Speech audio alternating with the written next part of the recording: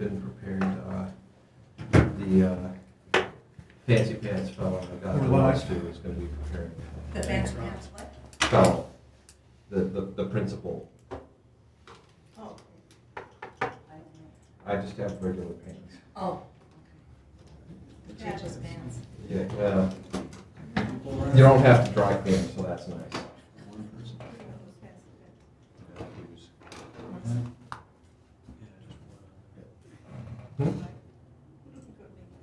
Oh.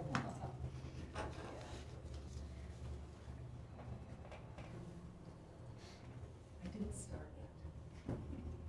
Seconds, got a couple minutes.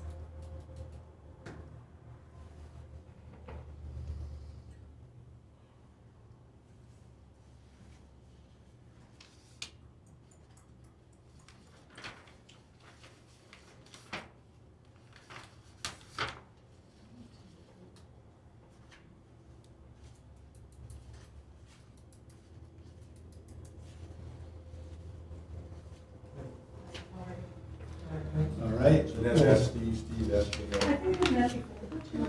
I will call the meeting to order, and before the pledge of allegiance, I just thought, just a note to, please, if you're gonna make public comment, to please stand and state your name for the record. I know many of you have been at many meetings, but just for clarity purposes, for meeting minutes and things like that, I would be greatly appreciated, so. Can you stand for the pledge of allegiance, please? Pledge allegiance to the flag of the United States of America and to the republic for which it stands, one nation, under God, indivisible, with liberty and justice for all.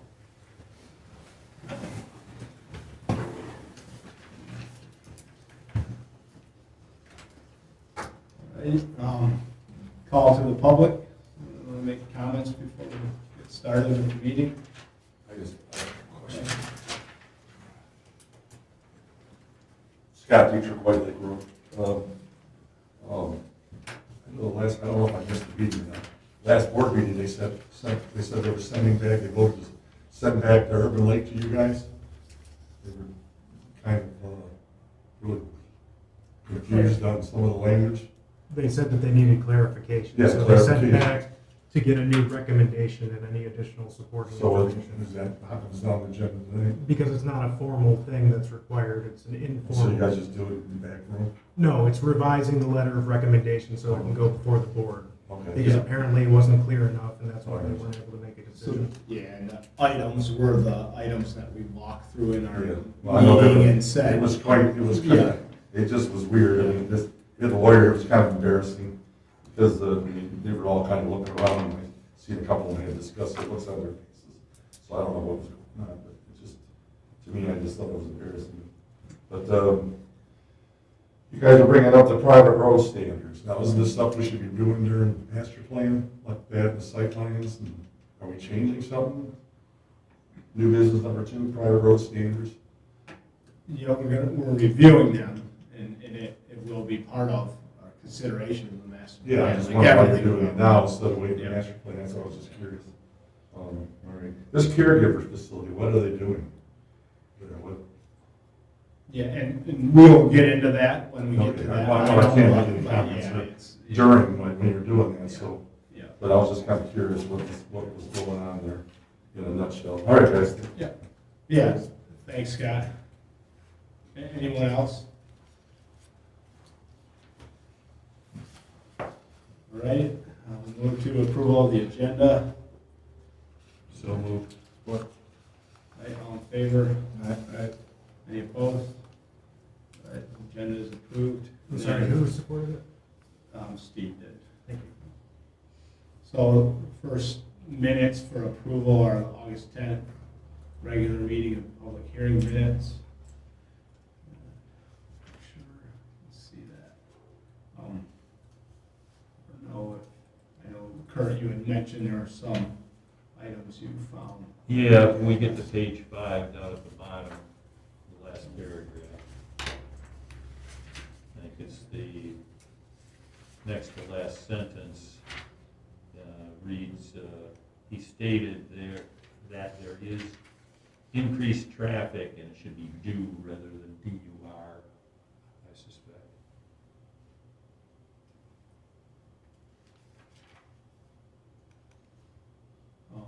in. I agree. Fourth line from the bottom. It's just, yeah, it's just the It's a typo. typo. It's a typo. Typo. Okay, yeah. But we can approve contingent upon fixing the typo, right? Yeah. Well, It would be approval as amended, and then I Yeah. would take them and make the changes that are discussed. Thanks, Kurt. and on the top of page 6, I think it's the third full sentence there in the middle of the first paragraph. It says, he stated he is wondering, and it should be if widening of Runyon Lake Road, so we need to insert the word if there. And then the last one I found was on page 10, second paragraph. In the middle, I think it's the third sentence, it says, Roddy Belsack stated that the roads would be built to LCRC. I think the word specifications should be added after that, but managed by the condominium association.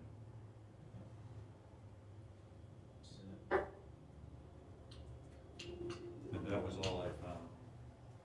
I have a question. The last paragraph there is, Chairman Stickle asked if any other comments. John Ward stated the PUD standards require that the development be located on a primary road. It was determined that Runyon Lake Road is not considered to be a primary road. I guess, who determined that? No, and, Just the discussion, I just rewatched the video for, yeah, and then the The last seventh sentence is where it was left from the meeting, and that had It to was be just the reviewed, planning which we commission. did for the next meeting. there were several members of the public that indicated they talked to the road commission about it, and I believe several people on the planning commission confirmed. Okay. Yeah, I guess. Just as far as Livingston County I Road mis- Commission I misread. classification.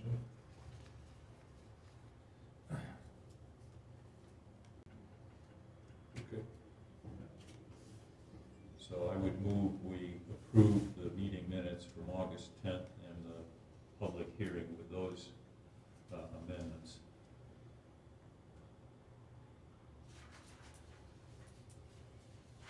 Ross, can I vote on this if I wasn't at the meeting? Yeah. Yeah, okay, I didn't know how that worked, okay. I'll support that. All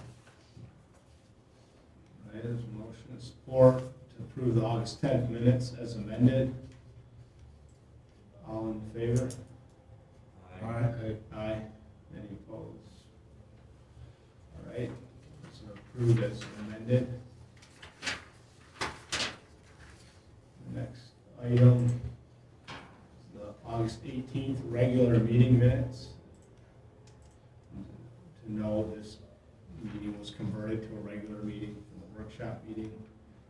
And then, I did not see any issues with it, so I'll go through slowly if someone sees any issues that I overlooked. Yeah, I'll move to approve. Support. All right, there's a motion and support to approve the August 10th or August 18th minutes. Apologize. All in favor, please say aye. Aye. Aye. None opposed. All right, the August 18th minutes are approved, submitted. So, old business item number 1, Nemi shared private driveway. I believe we haven't. Is there any updates to the report, Zach, that you prepared? Nope, from the planning side, it's still generally good. There's additional information with the contours and those types of things.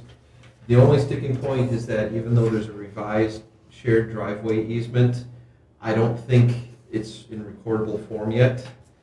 The things that you want to have in it are in there, but if you walk then and say record this, they're gonna say no. They are very particular about the size of the font, what the margins are on the first page, on the second page, on how you do the signatures. So aside from that though, it's still generally good, and that probably would just take an hour with an attorney who prepares a lot of documents to bang out. Okay, and you're speaking of this document, right, Zach, the maintenance agreement they Yep. submitted, okay. Just want to be clear, thanks. So the applicants, it doesn't appear, are here currently.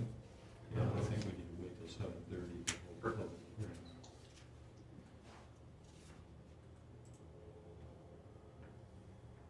I've asked this before, but how come the hearing at 7:30 and the meeting starts at 7? Can you do the hearing first? Or right at 7, right at the beginning? That's the way they have it set up for purposes of allowing the meeting to get started, and then the public hearing is Okay. part of the meeting after it gets started. All right, it just seems like sometimes we run into these issues where we're waiting on. Yeah, and I think in general, maybe would be the intent is that you don't have a public hearing and people are late and then they miss it, right? It would be my understanding, but Ross, you. I don't know the if I'm exact wrong. reason behind it, that's the way Yeah. that I mean, it's always been if done. it was at 7 o'clock, we did the Pledge of Allegiance, approved minutes, Yeah. the public hearing starts at 7:10. It's, I mean, it's. Yeah, I mean, you Probably the can, way it's always been done. Well, we don't know how long calling the I've public always, still I never lasts. accepted that reason. Yeah. I don't either. But yeah, it's hard. Is You that the don't reason know. most things I've done that way? you know, it's, People say that all the time. right, the only thing is with township rules, you kind of want to keep them standardized Okay. for the purpose of, you know, Yeah. and especially when you publish it. Once it's published, you're stuck with the time.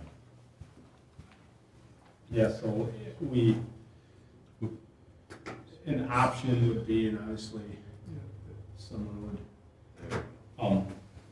need to move to amend the order of business, but we could do old business item number 2 first and discuss that possibly before we get to the public hearing, but just a thought. Zach just pointed something out which may make new business number 2 pretty quick and easy if you're Oh, interested in amending. yeah, just a. New business number 2? Yep.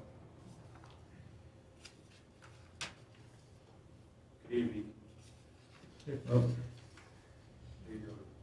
So, yeah, so if, I guess, yeah, either way, so let's do amend the agenda. Well, you need to amend the agenda Yeah. for whatever you want to run next, whether it's new business 2 or whether it's old business 2.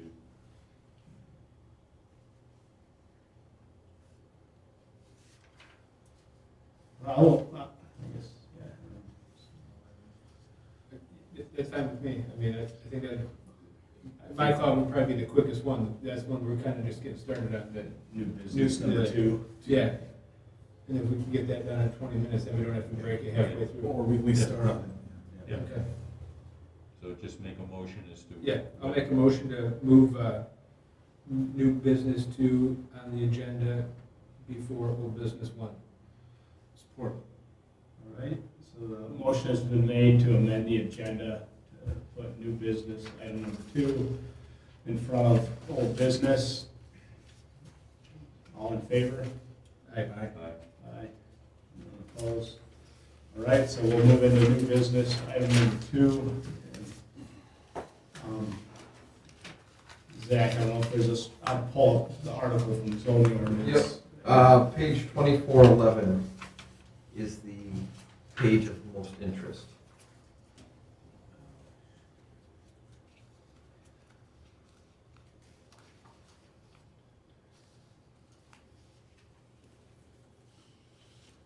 And Ross, I don't know if makes sense to provide some context. Yep, to it. absolutely. So basically, the Runyon Lake Heights Association approached the township stating that they wanted to pave a portion of their private roads for safety purposes.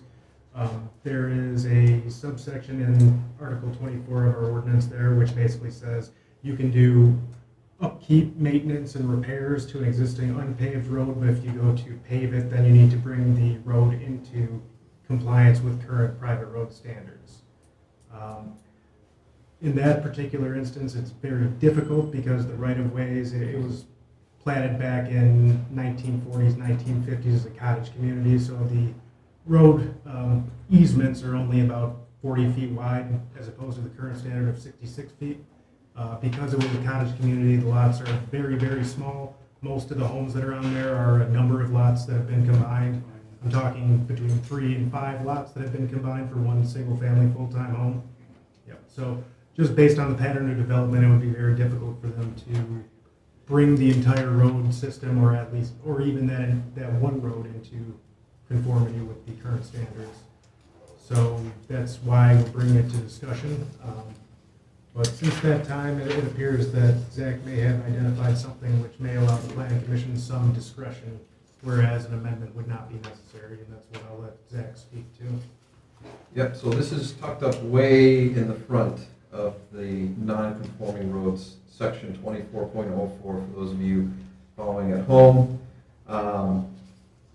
And it's very similar language to what is for new roads. The paragraph goes, "The planning commission may recommend approval of a modified standard for a non-conforming private road in a particular application where it can be demonstrated that the modified standard meets safety and sound engineering requirements. Modifications to these design standards shall be considered and recommended for approval or denial by the planning commission. The township board shall consider the recommendation of the planning commission and take final action on the request of a modified design standard. The modification, if granted, shall be based on a practical difficulty associated with the request, but as such not limited to pre-existing development, natural features and topography, or protection of the health, safety, and welfare of township residents." So later on in the non-conforming road sections, there are kind of some very specific things about number of units and the dry hydrants and all that stuff. So as I view it, where it has those very specific processes for waivers, those would apply. Where it's just a general standard, this applies. And so what I would recommend is that the folks asking for modifications should identify all of the modifications that they're asking for. So a lot width, or the lane widths of this, we're not putting gutters, we're not, all the things that they're not able to do, right of way 40 feet instead of 66 feet. Make a documentation of that. And the reference there to practical difficulty, that's similar language to what variances use when determining whether or not a variance would apply. So they ought to make the case, it shouldn't be too difficult because of the existing patterns in development out there to describe, we physically can't make the road wider because there's not enough right of way. And then it'll come to this body first. And we'd recommend that you make findings based on that we believe this is safe, we believe all the things that are listed there, make a recommendation to the township board, and then they can modify the standards for that application. And the way it's set up, similar to variances, it's not necessarily precedential. So because you grant it in this case, it doesn't mean you have to grant it in the future, because you're looking very specifically at this application.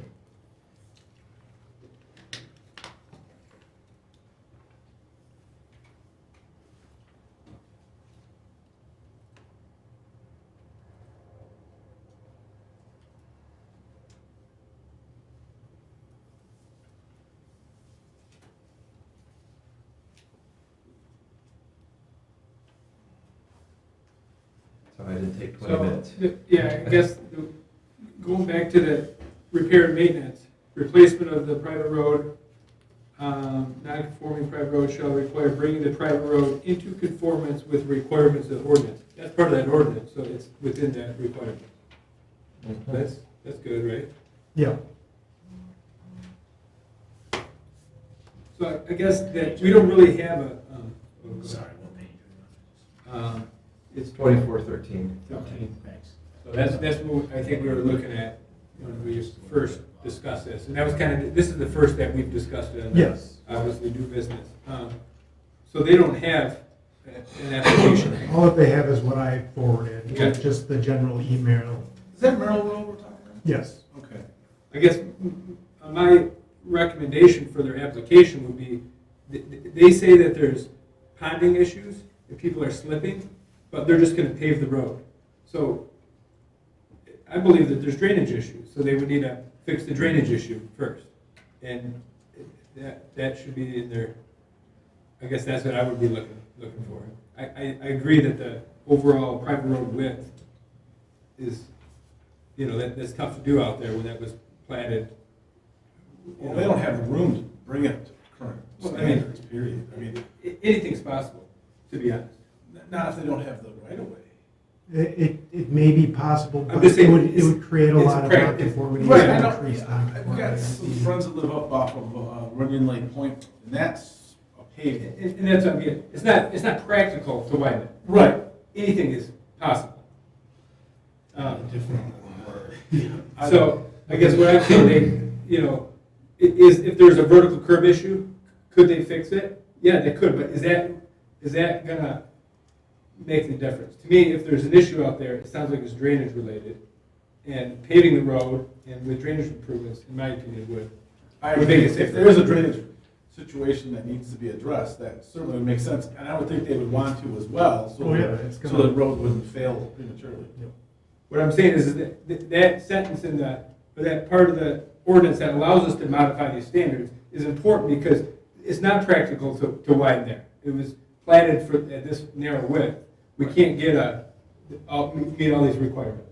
And some of those would be tough as far as following all of AASHTO roadway guidelines. It's in there, that's what. I think we're on the same page, yeah. Yeah, we should be able to pick and choose what applies for this case. On a case-by-case basis, Yeah. we're not setting a precedent, so that's not Yeah. a combination. So what I'm getting at is, we want to request additional information with more details, requesting drainage details as well. Basically put together an application and come before the PC formally to basically make the determination as to whether or not you believe that it's sound planning and sound design to make the modification. Ross, have they got a quote yet on anything for it? I am not aware. I don't know. John, would you want to see some topos out there or something? I mean, I think a site visit would be really important on this one. Sounds good to me. Yeah, I mean,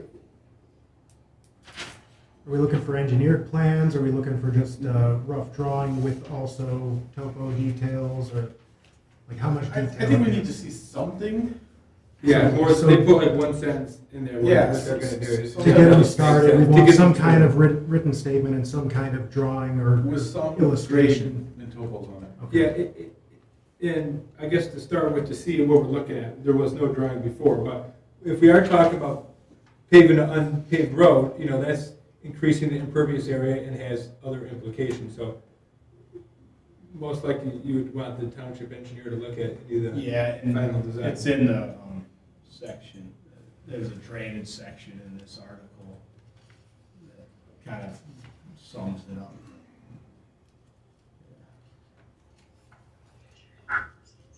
Hey, this is Joe Fialka. I live in the Heights. Could I just make a quick comment? No, please hold right now, we're not doing public comment. Wait till then. if it's specific to the. But is it specific to the application? Yeah. Yeah, I just wanted to let you know that they do have a quote for the road. And that is, it's not a drainage issue, just so you know. Okay. Thank you. Yeah. I thought that the original input was that they had drainage issues, or they said that there's ponding water and people are slipping. Yeah, we'll have to see when they bring the application in. Yeah, the topo Yeah, shows that. It's not from sticky water, it's just from ice in the winter.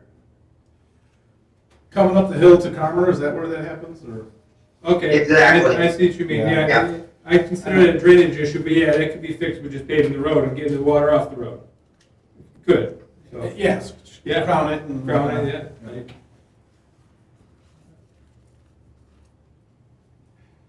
How wide are they gonna pave this?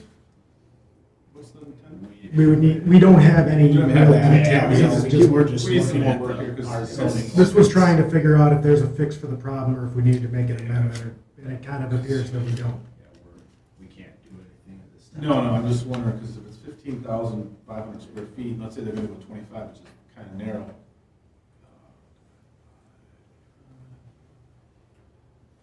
It's 600 feet, that's a decent amount of pavement.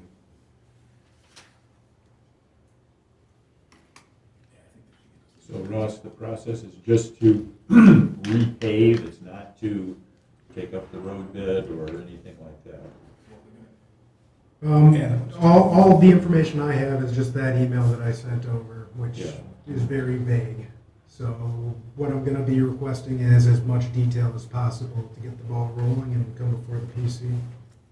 And I guess on that, I would recommend that they review the current standards per the ordinance, and then they would determine which of those that they feel is it, what was the terms act, practical, Practical difficulty. practical difficulty.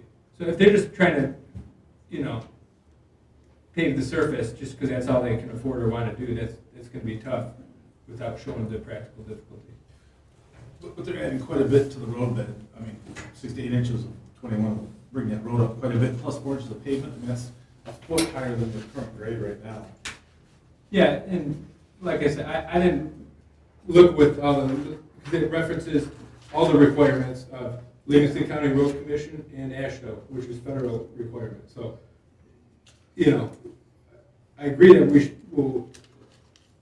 I'd be in favor of waiving some of those that don't make sense, but, they gotta start there and see which ones they can meet,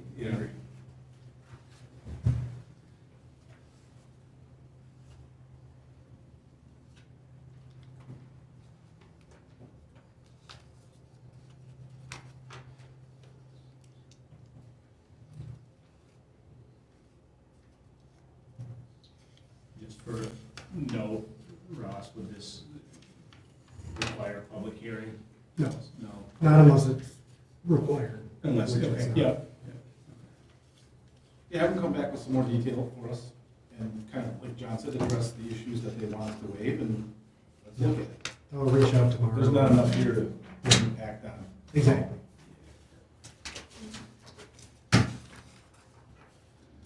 Anything else, anything on this article here? Thanks, Ed, appreciate it. So on the requirements of this, the review process, it talks about what they need to submit. Is that something that we can put our judgment in and say, nah, you don't need to have that? Well, that's for a new private road, right? That's not for the modification. The modification is that separate section. So in that sense, yeah, I mean, you can waive basically Okay. all of them, but Okay. require what you deem necessary to make that determination in accordance with that subsection.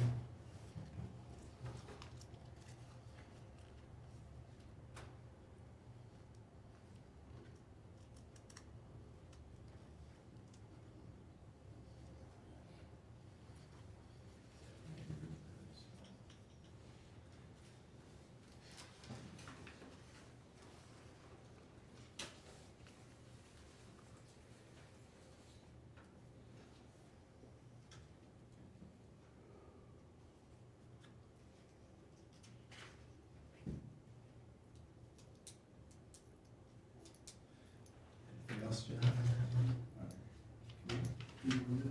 Yep. In a few minutes here, we'll prepare right now for our public hearing. Hold tight, please.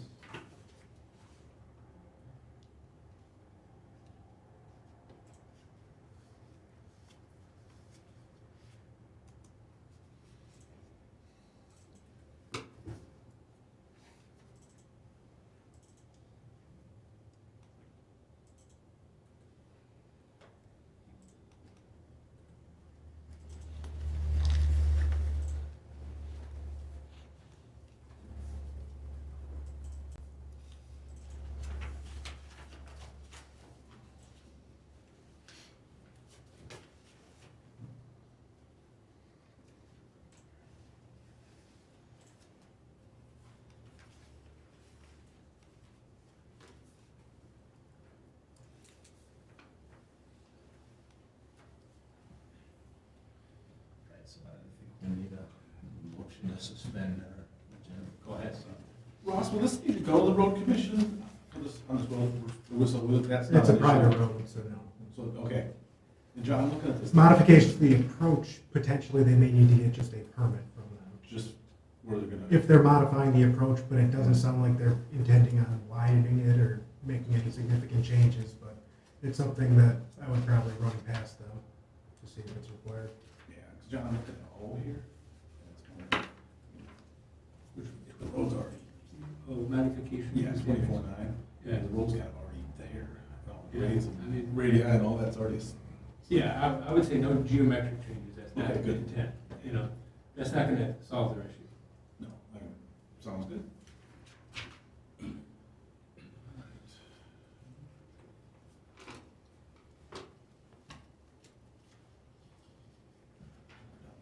Yeah, and then we need a motion to move into the public hearing. I'll move then that we move into the public hearing.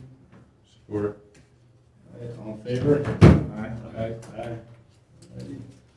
So, we'll move into the public hearing section of the meeting. Read the notice of public hearing. Notice is hereby given, the Tyrone Township Planning Commission will hold a public hearing on Tuesday, January 11th, 2022, beginning at 7:30 p.m. at Tyrone Township Hall.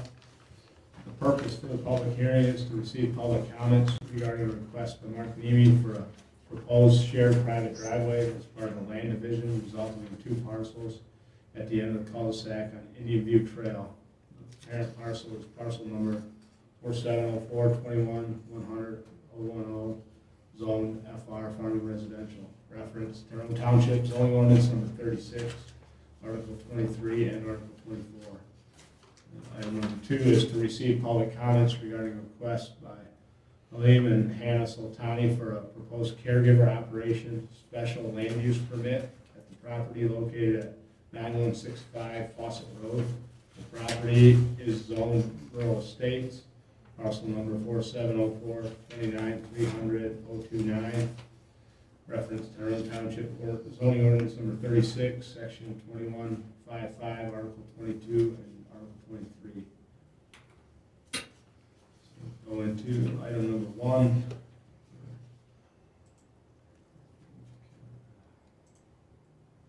I don't know, Zach, if you want to give an overview. I know we began to cover it, but. So a quick version is the request is for a shared private driveway. They can provide access for up to 4 single-family lots with a maximum length of 1,200 feet. In this case, the proposed shared private driveway would be for 2 properties, less than the maximum length, and it would allow for land divisions, putting a current property into 2 parcels. Let's see, the quick version is we had discussed previously that the maximum length for shared private driveways, the 1,200 feet, is measured not just for the shared private driveway, but the entire road where it connects with the public road. And this would be above that, but the township had contact with the fire chief and said, so your zoning ordinance says if you are going to go longer than that, the planning commission, the township board can approve it if you put in dry hydrants. And the fire folks said there's nowhere to put dry hydrants there. We're not worried because Indian View is very easy to get in and we can turn around and do our stuff. So we have that record. Let's see. We had a discussion previously, immediately to the south of this property is an existing shared private drive that could be expanded to do this. We heard from the applicant that they had asked, but it was easier to do it this way and didn't want to ruffle any feathers. The reason why your zoning ordinance first wants to try to use an existing one is to reduce the number of curb cuts. In this case, there's not a real issue with the number of curb cuts because it's a dead-end street as opposed to a through street where there's a lot of traffic and a lot of turning movements. Let's see. We have received additional information, including contours and information about where culverts are gonna go from when this report was originally prepared back in November. There is a revised maintenance agreement. The meats and bones of what's supposed to be there is consistent with the zoning ordinance. The actual form of the document is likely gonna require some massaging before it's recordable format that the county will actually accept. The folks at Register of Deeds are pretty ruthless when it comes to margins and font size and all that stuff. So if this body finds that the other elements are to your liking, you could approve it contingent upon receiving a copy of the recorded document. And then it will be up to the applicant to work to get it to recordable form. Let's see, the standards. Again, I'm going to do the quick version, so if any has questions on the way, let me know. We discussed drainage. It appears reasonable. No issues with site distance. The easement width is the 66 feet that's required. The finished surface is the minimum that's required. It's going to be used it's going to be prepared out of required materials, not paved, but the fancy limestone. The length we already discussed. Because it is only 2 lots, a turnaround is not required. It is going to intersect with Indian View at an appropriate angle. There are no offset issues because there are no streets in the right next to it. There's been information added to it that it will maintain the 15-foot vertical clearance. There are no needs for signs and no needs for modification of the standards. Let's see. For setbacks, the preliminary sketches I've seen for the division of the property accurately measure from the edge of the right-of-way. And that's all that I have. Thank you, Zach. I don't know, Glenn, do you have any comments at this time or clarification regarding the maintenance agreement? Yeah, so the maintenance agreement, I just resent another version, but I believe with proper margins to Ross on Monday, so it might not have made it in this meeting, but I think we're just waiting on feedback from the deeds people, right, Ross, in regards to if it's acceptable? Well, I sent over the latest one, but we don't have the updated review, so, I mean, we can take a look at that. Margin-wise, I don't know the specific standards for recording. Is there any It's advice like you 2 can inches give me? from the top on the first page and a half inch. Everything else. Like I said, they're ruthless. I've once tried 3 times to record a development agreement that the township's attorney had written. Every time it came back, the Register of Deeds found something else that was wrong.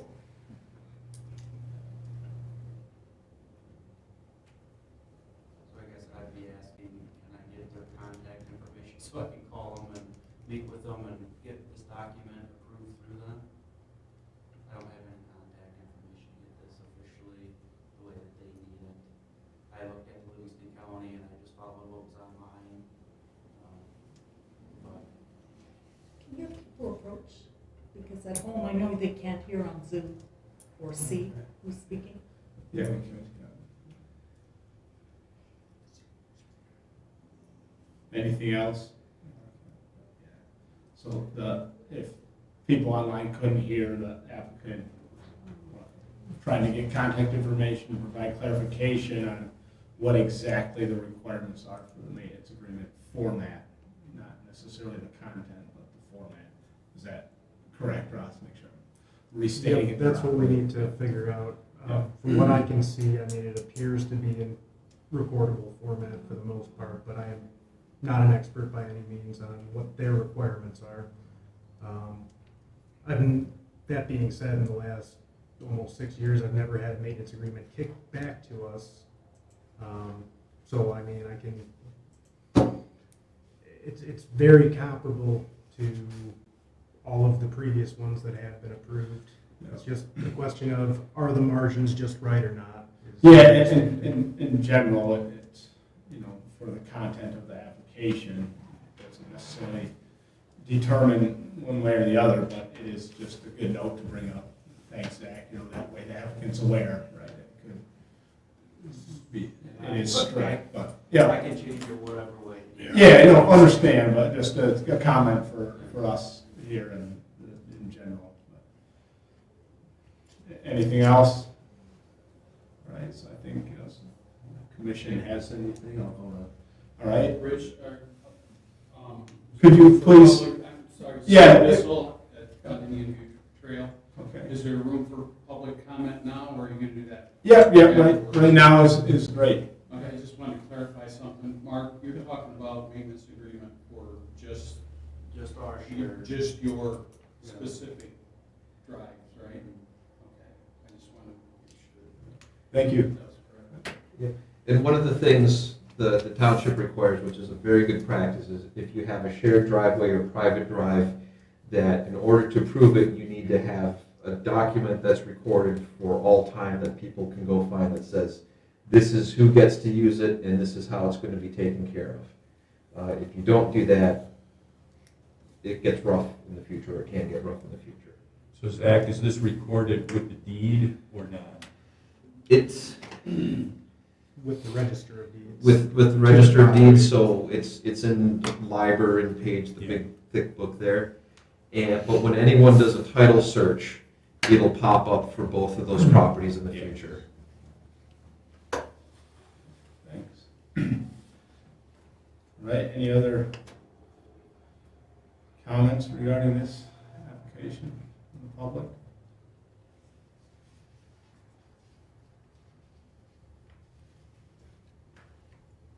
Anything from planning commission at this time as part of the public hearing?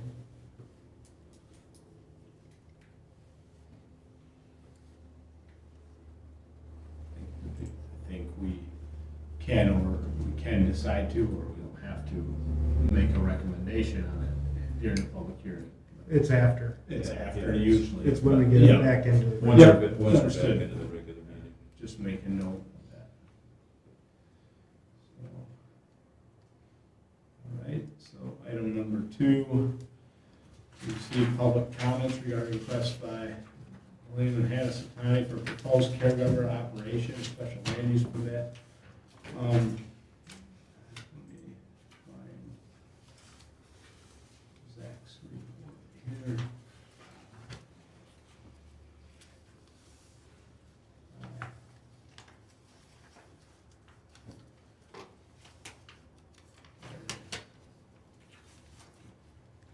I guess, maybe if, before we get into to Zach's report, if the applicant would like to maybe mention a few things about the proposal, or just asking if you would like to, you are required, before Zach goes through his review, I'm just asking if you would like to. Hi, my name is Calvin Shuni. I'm representing my uncle, William and Hannah. I also have my architect, Zeta Erbo. He's on Zoom as well.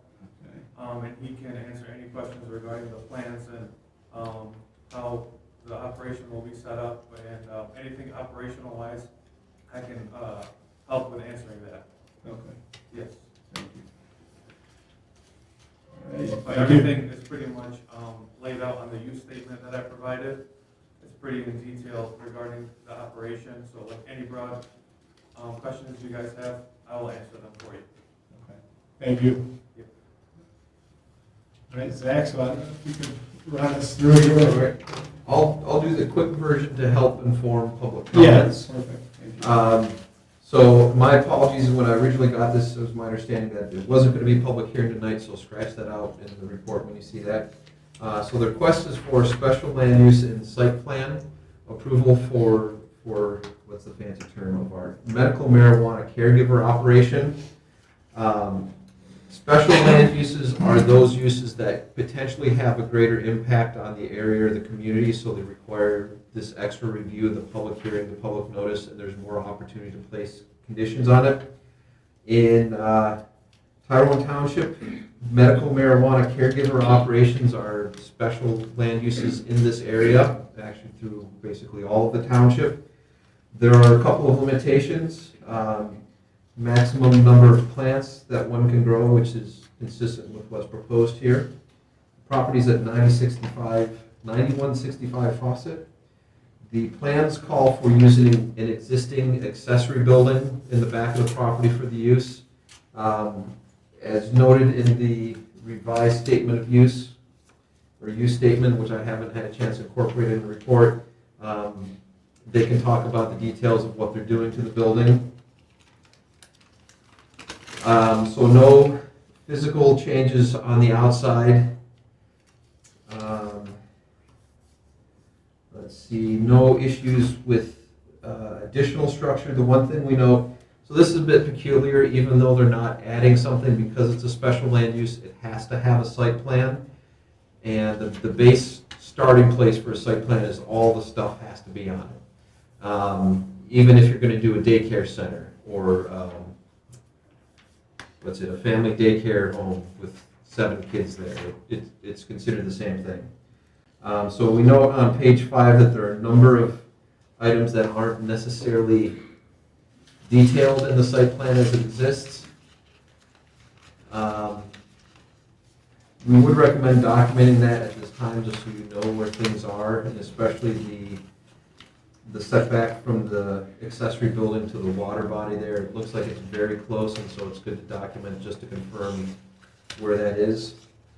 So this would be a good place for the planning commission to provide guidance to the applicant of what are other things you need to see on the site plan there. For access and circulation, it's going to be used the existing driveway. We recommend that the address be visibly posted there.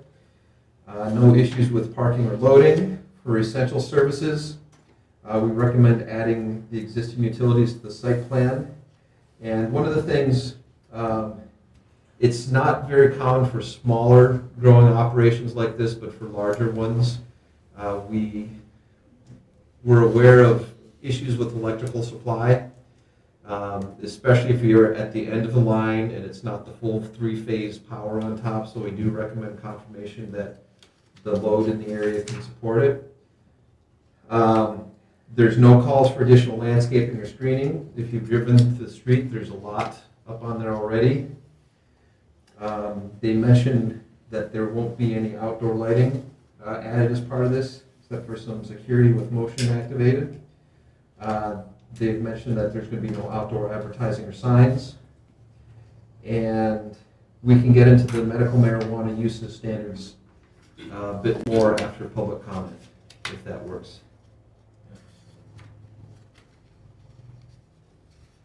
For those in the audience, though, I will say that there's a whole bunch of conditions that we will be discussing here. Limit the number of caregivers, limit to the number of plants that can be grown. There can't be transfers taking place on the property, those types of things, which are addressed in the use statement.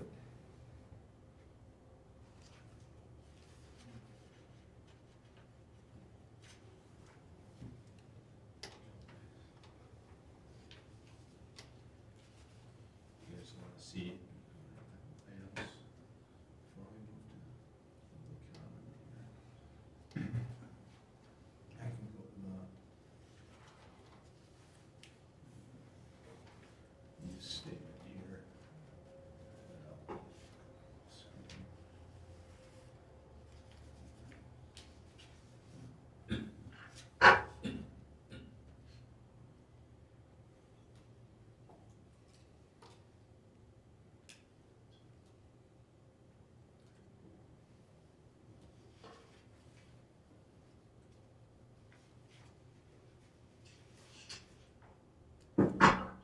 I just have one question for the applicant. I know you had mentioned that recently there's been construction there. Are members of the planning commission able to visit the site? Absolutely. Okay, thank you. And we are in contact with Livingston County Building Department, working hand in hand with them, trying to get compliant and up to code with whatever they need. Okay, thanks. Just want to make sure all of us know and Anytime. thank you.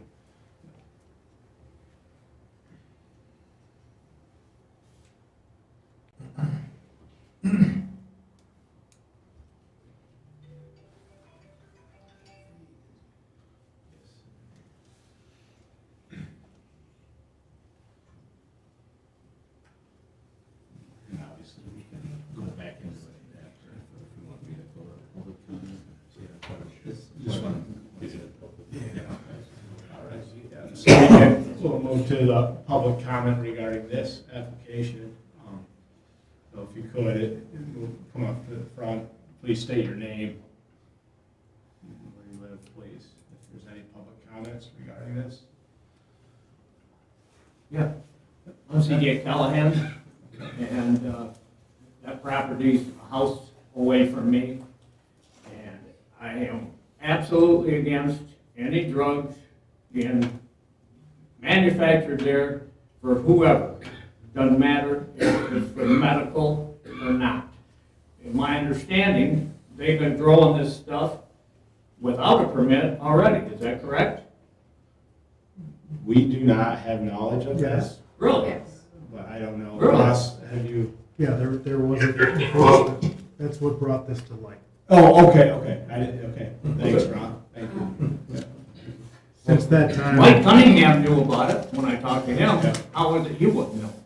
We are the planning commission, so I'm what aware we of it. review is applications, right? Yeah. We do not typically are made No. aware of enforcements or issues that arise. in the I understand that part of it. Yep. But this guy's here saying, oh, we'll do anything for you and da-da-da-da. You've already broke the law by planting that stuff there without the permit. Now, the place has looked like shit, okay? Ever since Steiner sold that property in 1975. Nobody takes care of it. Nobody. Have you been by it, any of you guys? You know what it looks like, right? We all live here, so we can easily drive by it. You know what it looks like, correct? Since 1975, nothing's changed. How long have they owned it? No, nobody knows? How long have they owned the property? It's been recent. I don't Recent know doesn't exactly. tell me anything. Yeah. Come on, you can do better than that. What's recent? I think it's in the last few years, but I don't have What, the this exact. guy doesn't know? Why don't you ask him? Because when I asked him, he Please, didn't. yeah. You can make comments, and depending on if I can or cannot answer the question, it's okay, but we can definitely take your comments and we can ask those questions. We don't want drugs there, period. Go to some city that allows it and grow them there. We do not want them in Tyrone Township. And that's what I expect you guys to vote against it. You're saying go to a township that has an ordinance that allows this? Yeah, in a city, okay? We're out in the rural, okay? We don't want that. You want to grow corn? We're all for it. You want to have cattle? We're all for it. We don't want marijuana, period.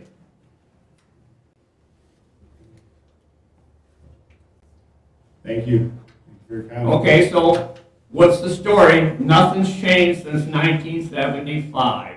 The place looks like hell. Grass is never mowed. There's trees growing up in the yard from the seeds that fall off the trees that have been there for 100 years. Nobody does nothing. I know the house, and it is a shack inside. So what's the story on the next part of this meeting? Something about having a caregiver thing. Was that only about the marijuana? Or is there something else about having people housed there? No. No. So I it's can all address about the that. marijuana? Okay, I misunderstood that part. Okay, I'm against it. Yeah, thank you for your comments. You're welcome. Appreciate it. Anyone else? Yeah. Gabe Borison, we're at 9147, which is directly behind this property. We have an easement along the side of that property. We moved in about 4 years ago, and we met the previous owner, Ed Tedder. Fortunately, he passed away 3 years ago. And then about 2 years ago, we noticed there was activity at this residence. We have to be down at the bus stop daily for our kids' school. It's a multi-family bus stop right there. There's multiple houses that wait there for the bus. So there's kids involved, and we want to keep an eye on what and who is around there. I mean, we have a 1,200-foot driveway, so we'd like for our kids to be able to walk up it, but with all the unknown traffic, the unknown occupants or whoever is there, we don't feel safe allowing our kids to walk up the driveway. And, weird smells, noises, like I said, different vehicles, people there all hours of day and night. It's just concerning to us that,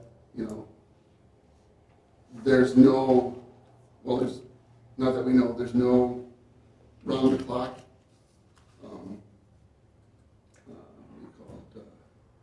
there's nobody watching the place, basically. So we don't know if whoever's going in and out there is doing it legally, if they are the caregiver, or if they are a patient, or if they are just a Joe off the street, or if they're there for bad intentions. I've looked through this, and there are many, many ordinances in here that were not followed. And, it may be legal at the state level, but I believe there's probably a reason why Tyrone Township does not have experience with this type of special land use permit. Because as far as I'm aware, there's no other one in the township, is there? Not currently. We've received several applications over the years. Okay, and they have been denied on what basis? One was approved and was later revoked due to noncompliance. Okay. The others were withdrawn. And who monitors and who's in charge of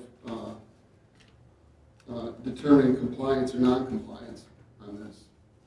Is this Livingston County? Is this Tyrone Township Police? Who is this? And do they have the resources to do that? I mean, they went for what, a year or two before anything was done officially. So, had the local citizens not gone out and said anything, I believe it'd still be going on. And, doing a little research on the internet, which is great, the same name that's on this application has a Class A grower's license, which is far beyond it. It's not Class A. You said Class A road? No, Class A grower's license. They have Class A grower's license, which goes above and beyond what a caregiver is allowed to do. So, do they plan on following the guidelines by the township, or do they plan on going beyond that and doing what they want? Like I said, who's gonna monitor this and make sure they're all in compliance? Yeah, and Zach will give a kind of an overview that addressed some of the questions you asked. So those are my concerns. Like I said, mainly security, and we're expected to follow law. So is everybody here. I mean, you can go online and see these requirements, and in about 2 minutes you can find zoning ordinances, and it's plain as day. So. Thank you. Mm-hmm. Zach, so I guess maybe it would be a good time if you wanted to go through it. Well, I can keep writing down and Okay. try to address all the questions. Okay, all right, thanks. Any other public comment regarding this? I'm gonna comment too. Can you state your name, please? Daisy Borison. Okay, thank you. Back March of 2020 is the first time I had a conversation with Halim Sultani. He told me at that time that he was going to make a machinery shop in that building and that it was going to be a place of business. My concern is customers coming and going. March 23rd of 2021, that's the first time that we opened our front door and walked outside, and all you could smell was marijuana, and our neighbors had also been complaining for the past 2 weeks of the smell. So at that point, there had already been a large operation happening. March 24th of 2021, the state police were called and the county were on scene, and at that time a comment was made by the renter of that property that was growing marijuana that said that he was getting his commercial license to expand that operation. And my concern, not only of my husband's, of people coming and going, but the fact that for a couple of years they had been doing this illegally with no building permits, no permits for anything. you know, they didn't go for the township and get, when they had construction done for electrical put in, or, you know, anything else. So why have things changed now, and they feel like they're gonna all of a sudden abide by the laws, when for 2 years, nobody's done any, you know, they haven't even cared about anything anyway. And I feel like if it wasn't brought to attention to the township and things were actually done, then they would have been continuing. They just had propane tanks put in, and HVAC was there and installed multiple units. So they were going to continue until you shut them down.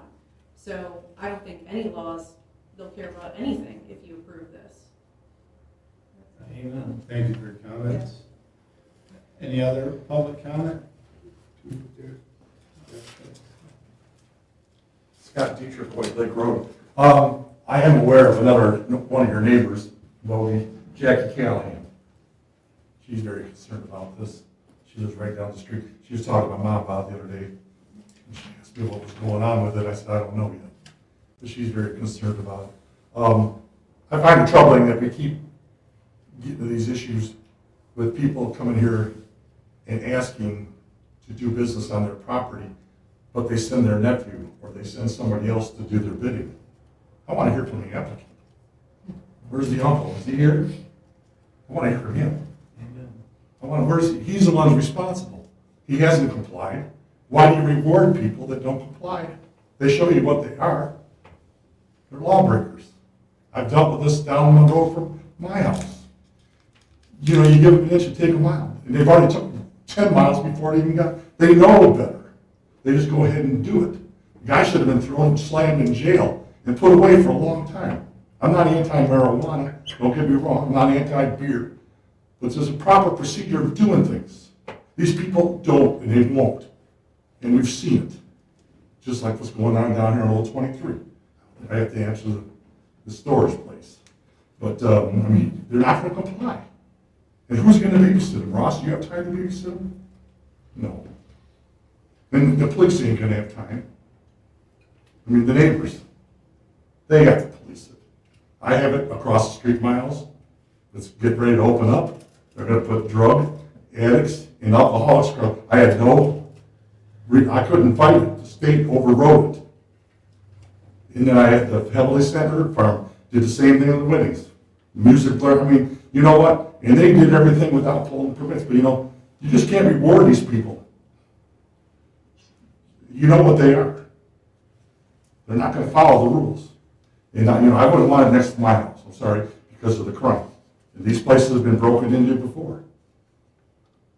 And guns were involved. So I'll leave it at that. Thank you for your comments. Anybody else here in the room? There's a couple people with their hands raised. One thing. Okay. I touched on how bad it looks. What procedure do they have in place to clean up that mess? I mean, it looks terrible. You know what? You guys drove by it, right?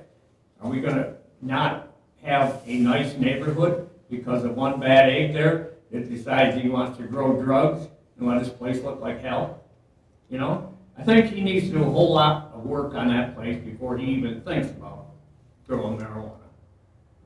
I expect you guys to back me up. Thank you for your comments. Online, I think, I don't know, Kurt, if you want to, I guess I'll call it, John and Donna, if you could go, please, if you have public comments. Hey, just real quick, you said we needed to provide more material on the heights thing. What's the best way to contact Ross directly and have a separate meeting? Yeah, please do that. This is a public hearing for this application at the moment. Yeah, please contact Ross. Thank you. Okay, thank you. Yeah. And then the name is it Robert? Robert, if you could go ahead with your comment, please. Good evening. I also had questions about who would be monitoring the requirements of legality of the number of plants being grown as well. Also, we have somebody in the area of our residence that has a grow op, and we do smell quite strongly the marijuana several times a year during harvest season. So I don't think there's anything that can be done to address that. I'm sure an applicant can make promises that they'll monitor the air quality or do whatever they can to prevent that odor from escaping, but it does in fact escape and it permeates the area for quite a distance. So I can understand what the other people are saying in that area, that they've had that same experience we've had it in our area as well. Thank you. All right, thank you. I don't see any other hands. All right, so Zach, maybe if you want to go over. Yep. Zach, I got one question for you too. During the process of going over it, can you specifically address what the obligations are of the township under the Medical Marijuana Act for caregivers? Yes. Well, I'll give the short version. The long version, we'd be here a couple of days because the law was adopted in 2008 and it's still unsettled. So there's laws. What's that? There are specific laws. But the courts are still deciding what the laws actually mean. But there are So the joke is that the legislature writes laws, or the people write it, and then the courts tell you what it actually means later on. Well, and this law was written by a group that passed the amendment, and so it was not left up to the legislature to make the determination. But now the courts are still fighting about what the specifics of the information that we voted on or against was addressing. So that's part of this problem here. So how it ties in here is the Medical Marijuana Act, it's a voter-approved law 1 of 2008, allows for folks to have medical marijuana. It allows for caregivers to grow plants for up to 6 patients, qualified patients. You need to have cards from a doctor that says you need it. You need to get registered with the state for both sides, the caregiver and the patient. And the act essentially allows you to grow up to 6 plants, or no, am I doing my math here? 12 plants for up to 6 caregivers. Now, the joke of we're still figuring out what the law means, originally when it started to get to courts, so and it has some provisions where it needs to be in a locked and secure facility, and you have to do certain things at the state level. But originally it was interpreted as if you are doing a use that's protected by the Medical Marijuana Act, growing plants for medical patients, local zoning can't touch at all. So there were even some extremes where people making the argument that if you're putting this in an accessory building, the setbacks for the accessory building don't apply because the Medical Marijuana Act trumped it. So most communities that took action to write in physical standards, provide a bit guidance, followed that state standard of 1 caregiver up to 6 patients, 12 plants per patient at a site. And much like Tyrone Township, most places allowed it in any zoning district, generally as a special land use, sometimes as permitted use, because again, the tension between what the state act says and what you're trying to do locally. And I can tell you that it can be a challenge in really dense areas. The community I was in earlier today, Oxford Township, there was a grow operation in a pole barn in a dense lake area. Now the guy didn't get any permits and it burnt itself down. So it is a challenge. There was a very important case that came down, I believe it was about 18 months ago. Byron Township was one of the parties, I forget the other party. And where that was important is the court said you don't have to allow this use everywhere as long as you allow it in a reasonable place, if you allow reasonable opportunities. So a lot of communities, such as Oxford Township, decided We don't want to have 72 plants in residential areas. That's pretty demanding and intense. We're going to put that in industrial districts. It's very new, like I said, 18 months. It just dropped after we've had the law for 12 years. The standards here haven't been changed following Byron Township case. So, let's see, would you like me to jump into the questions right now, or is that good enough for kind of the basic? That's basic. Okay, so for special land uses, the review that this body, that the township board does, is they have checklists already written in the zoning ordinance of, will it cause an impact to this? Will it cause an impact to this? And that's what they're going to look at, not whether or not they like someone or don't like someone or whatever. They have to look at their criteria. For the question about who maintains, I know this is a very unsatisfying answer, or who monitors. The first line of defense, again, not satisfying, is the people who live right there, who see it every day. Because you guys know what's going on. Ross doesn't have time to drive around looking for stuff. I presume I never had it when I was there. And many communities take the policy that because of staff, either of staffing limitations or because they don't want to go looking around and poking at everything, that they wait for complaints. So I'll give another example. Webster Township, where I'm at on Mondays and Wednesdays, directly across the entrance for the township hall are 3 cars that don't run. Township says you can't keep cars that don't run. I see it every day I come in, but their policy is you only send a complaint if you get a complaint. So the very first line of action is the neighbors.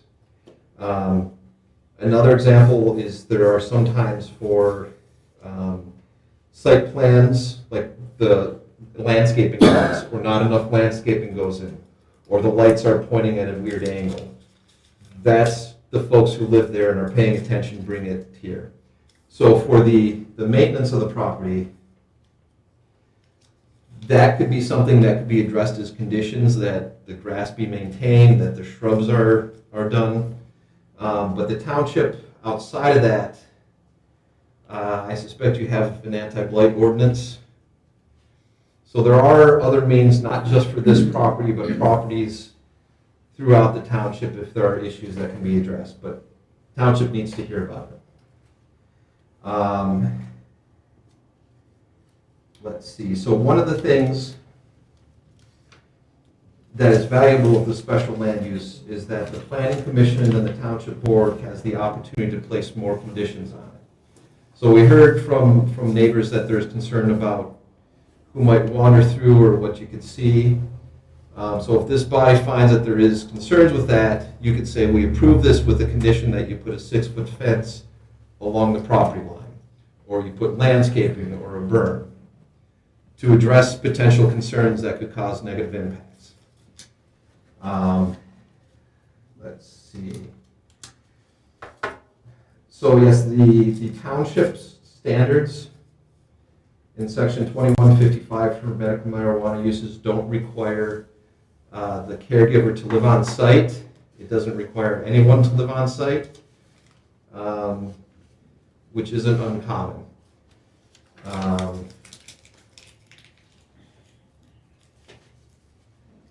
Would you like me to delve into your marijuana use standards now, or you need a time to breathe a little bit?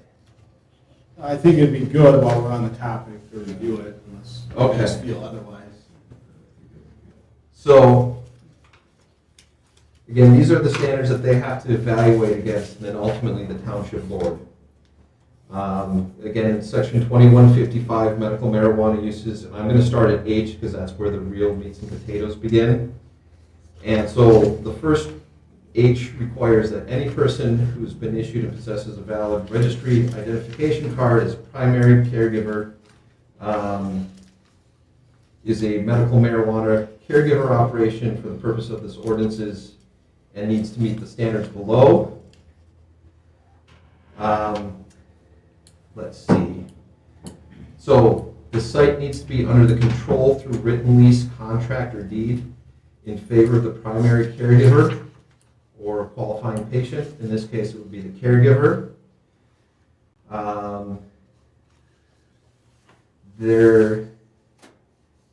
The qualifying patients, unless they live there, are prohibited from entering the structure where growing is occurring, and there shall be no outward appearance of a caregiver operation.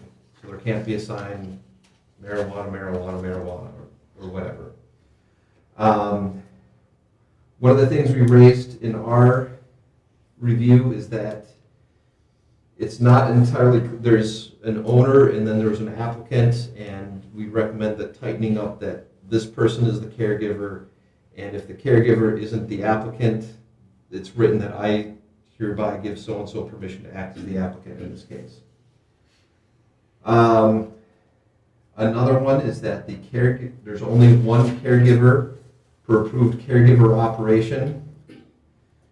So there can't be multiple caregivers with 144 plants or 3 people with a bunch of plants. So it's limited to one caregiver per site with a maximum of 72 plants.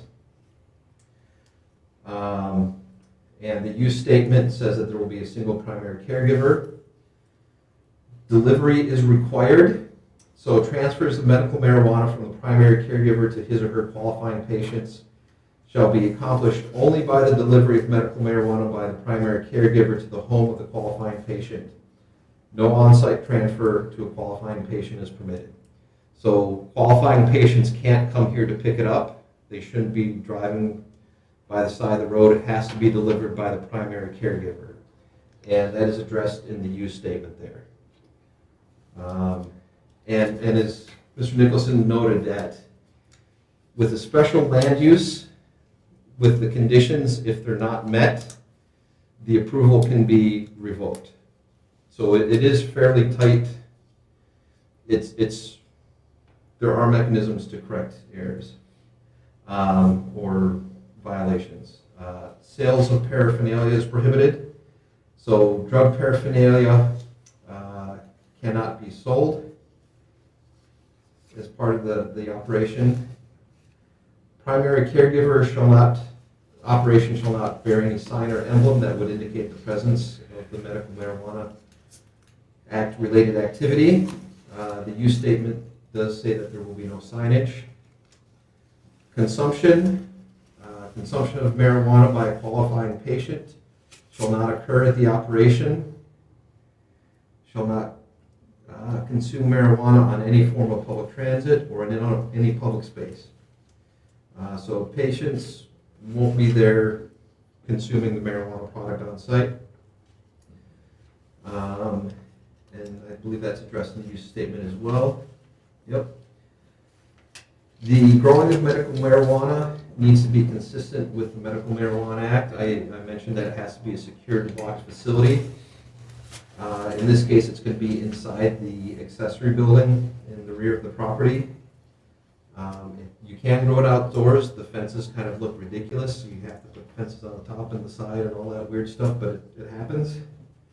In this case, it will be inside a secure facility. Lighting, if it's grown inside and there are windows, the lighting has to be shielded from the outside between 10 p.m. and 7 a.m. The use statement indicates that there will be no windows, so light shouldn't be escaping from inside the building. Building approvals. Any building or structure used for cultivation of marijuana shall obtain all necessary building, plumbing, electrical, and any other necessary permits and approvals. So in this case, what we recommend is that the township require proof of all those inspections, all those approvals from the county for the trades, for the electrical, for those things. And those are the marijuana, the caregiver-specific standards to look at. You have the general special land use review, where you're looking at consistency with the master plan, with the zoning district, and again, it is a special land use district, a special land use in the rural estate district. Neighborhood compatibility, and that's where, again, we discussed there are ways that you can mitigate impacts from surrounding properties. The environment, if the special land use would have a significant impact on the natural environment. If the special land use can be served adequately by public facilities and services, such as police, fire, sewage, utilities, those types of things. That the proposed use shall be of a nature that will make vehicular and pedestrian traffic no more hazardous than is normal for the district involved. And that the proposed use shall be such that the location and height of buildings or structures and the location, nature, and height of walls, fences, and landscaping will not interfere with or discourage the appropriate development and use of adjacent land and buildings or unreasonably affect their values. And then the final one is the catch-all, the reason why local governments exist in the Anglo-Saxon tradition, that the proposed use shall be designed, located, planned, and operated to protect the public health, safety, and welfare. That is a bit fuzzy, but that's why zoning ordinances exist. So that's, again, something that you can look at to craft specific conditions to address any concerns that might be raised. And I need a drink. Thank you, Zach. Can I ask a question? Yeah, Is this application in the comments, is that available for public? It's on the website. yes, it is, yeah. On our website, under the meeting and hearings section.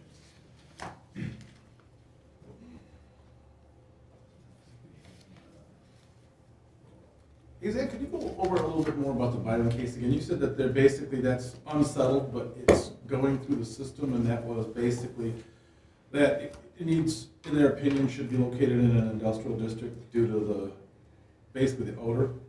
That's now by community.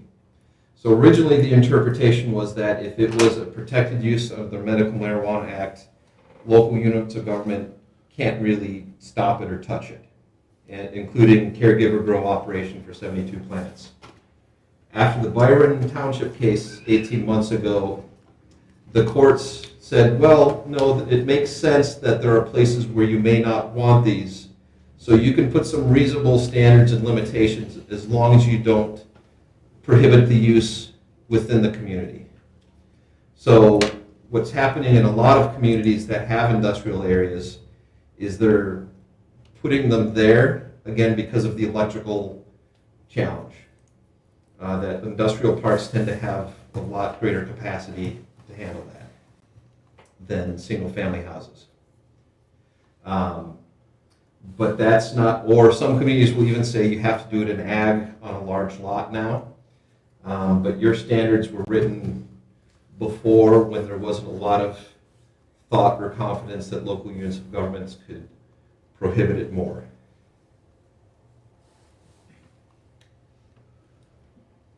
Can I just comment about that? Yep. And I know that I brought it up, but like my husband said, our driveway is just a little bit over 1,200 feet long, which is almost a quarter mile. And we, back in March of 2021, when we first got that smell, we couldn't open our doors or our windows without our, smelling that, just wafting right in our face. Our kids didn't want to go outside because it smelled so bad. I mean, our yard, we have over 9 acres, and you could go everywhere and just smell that. So, and again, that was when they were doing this illegally. So my biggest concern about them following the law all of a sudden, I don't believe it. Thank you. So, Zach, how does the smell come into play with our ordinance? Does that go under a nuisance? I mean, That's and how could that be measured, or? that it's a challenge. One of the things that I would recommend is part of approval is a condition that it not create noticeable odor off the property. that's nearly impossible. I've been near a couple of those, and they are absolutely intense. Yeah, I've been near, just happened to be in an industrial area, picking up some parts, and I was like, what the hell? And my buddy's like, yeah, about every 2 or 3 weeks, it's just incredible.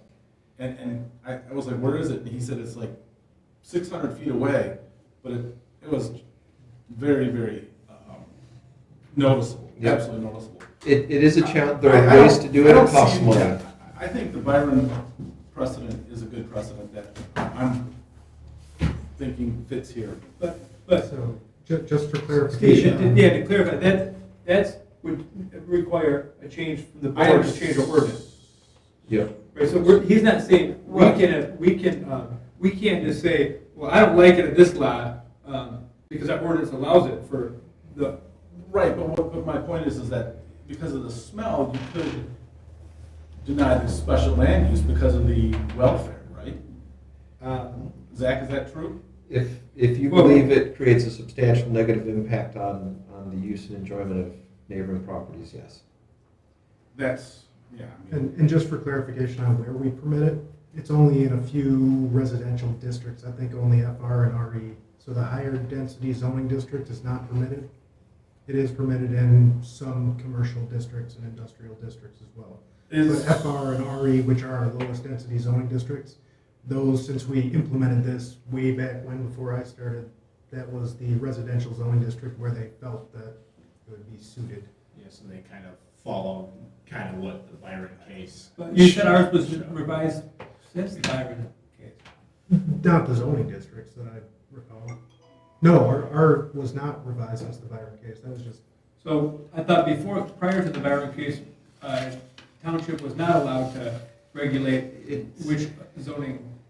It was an at-risk Okay. position to take. So like any law is legal until a judge says it isn't. Still is at risk, right? Can I ask a question? Yep. CJ Callahan again. What's the amount of property you have to have a medical marijuana place? Do we have anything set up?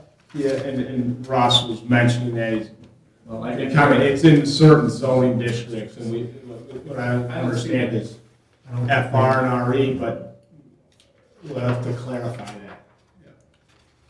I'm not missing something yet. Yeah. I'm asking, how much property you have to have?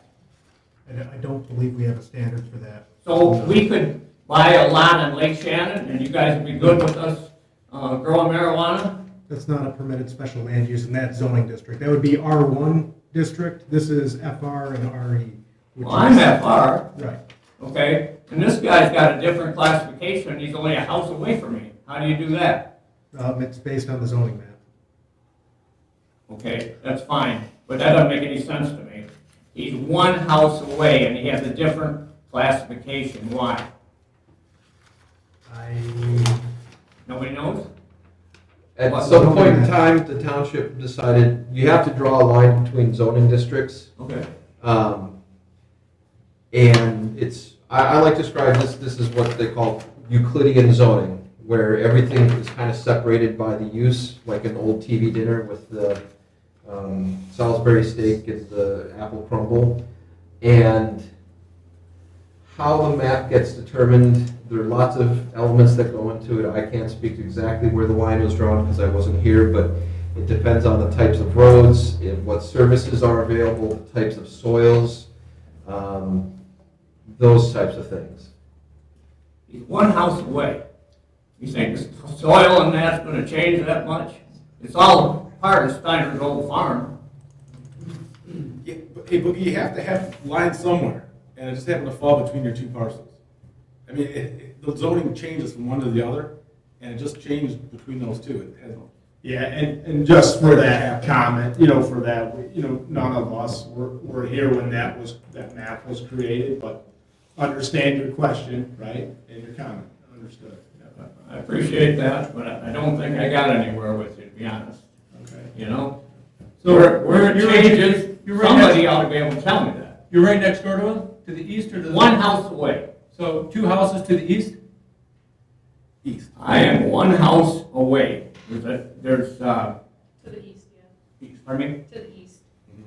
Yeah, I'm to the east of them, right, but there's only one house in between us. Okay, and you're saying you're FR? Yeah. I don't think there's FR that close. No, I don't think you are. it goes to the center line of I the think you're section. already, same zoning classification. Louder. Same zoning classification as the applicant. Well, I don't know about that, then, so I'll have to be here tomorrow, I guess, see who changed it. Thank you, Scott. You guys go around those places and I got asthma and I got allergies. It's nauseating. The smell of those places, and these places have ventilation.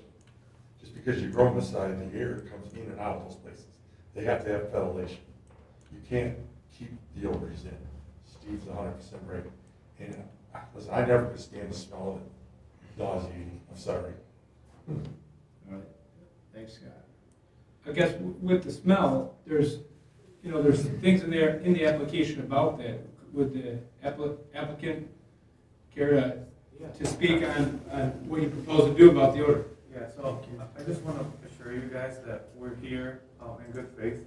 Okay, I know there's been issues in the past, but we're here to do everything legally.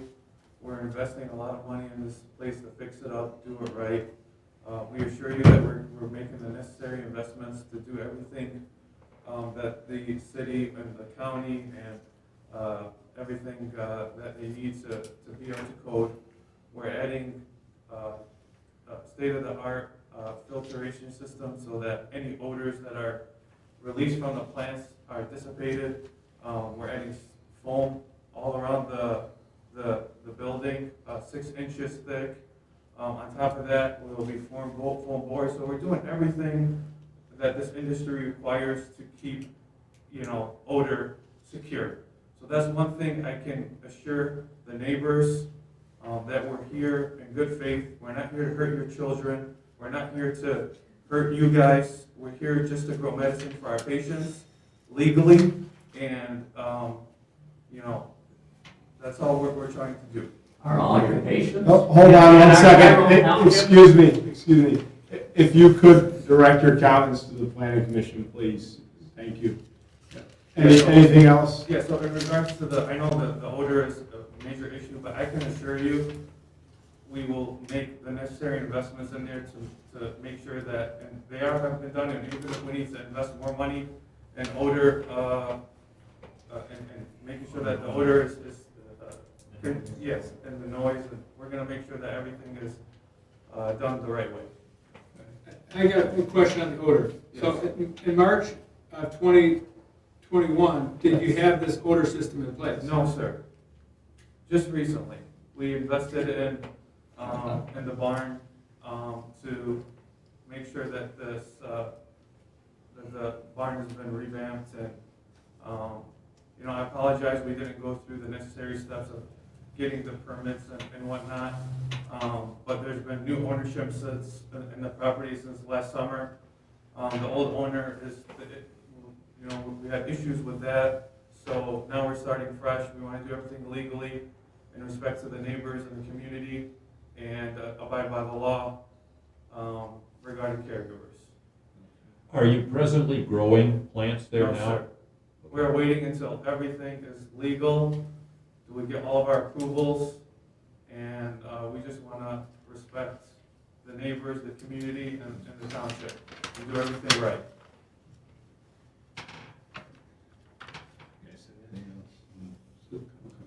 Might as well take these last. Go ahead, Jeanette. Just a quick question. I didn't catch his name. Jeanette Ropetta, Fuller Drive, Tyrone Township. I did not catch his name or address or who he is in relationship to this endeavor. Okay, he mentioned it at the I didn't first catch it. comment, but yeah, go. Yeah, my name is Calvin Shuni. I'm a relative of Halim and Hana Sultani, the owners of the property, representing them on their behalf.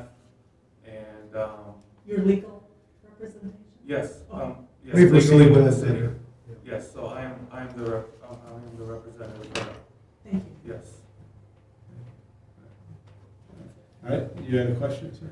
And as was stated before, Ross is aware that there's no operation there currently because they were found in violation of what?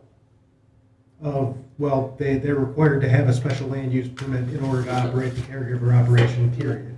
So they were in violation. Was there operation within? That was, the inspections were done by law enforcement. I do not know any specific details. Okay. And it just goes to the fact that not following rules only when they're caught. So. Shouldn't we know what the police came up with? Yes.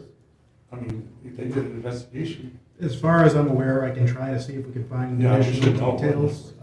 But as far as I'm aware, they were found to be in compliance with all state regulations, but they were in violation of township regulations, which is why the enforcement fell on us.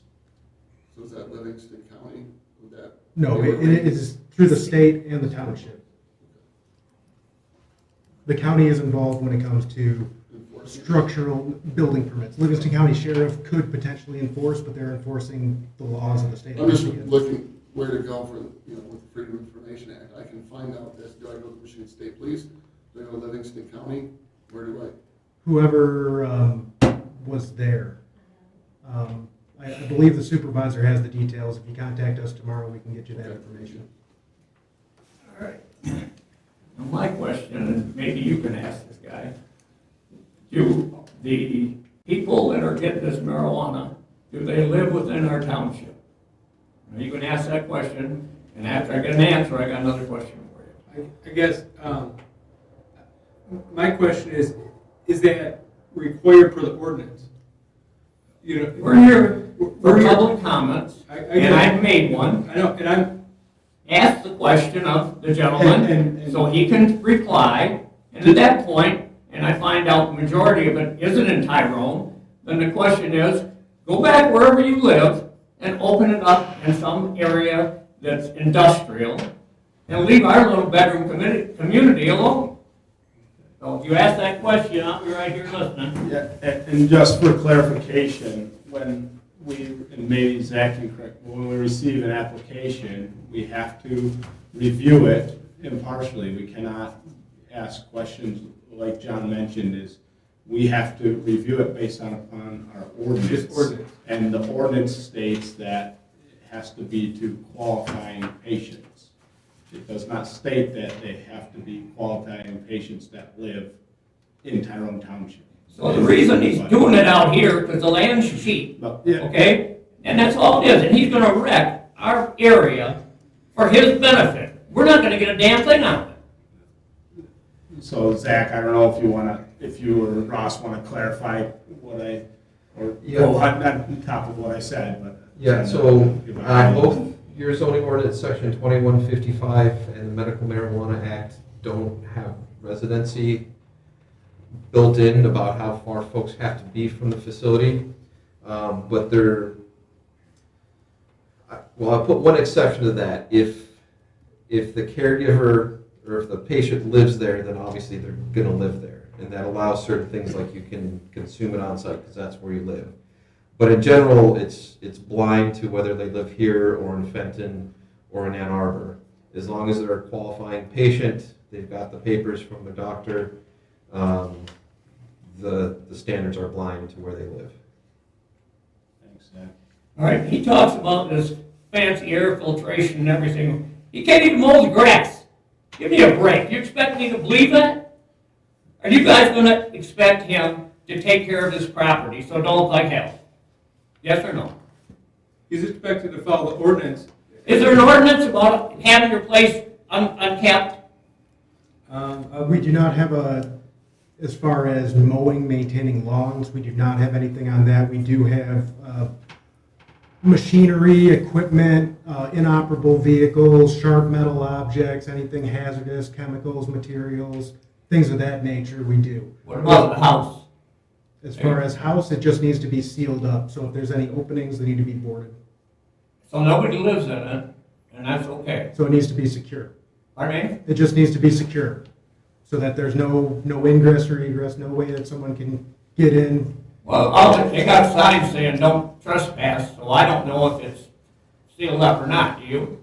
Nope, but we are a complaint-based township. We don't go around door to door to every single property. understand that. We can't do that.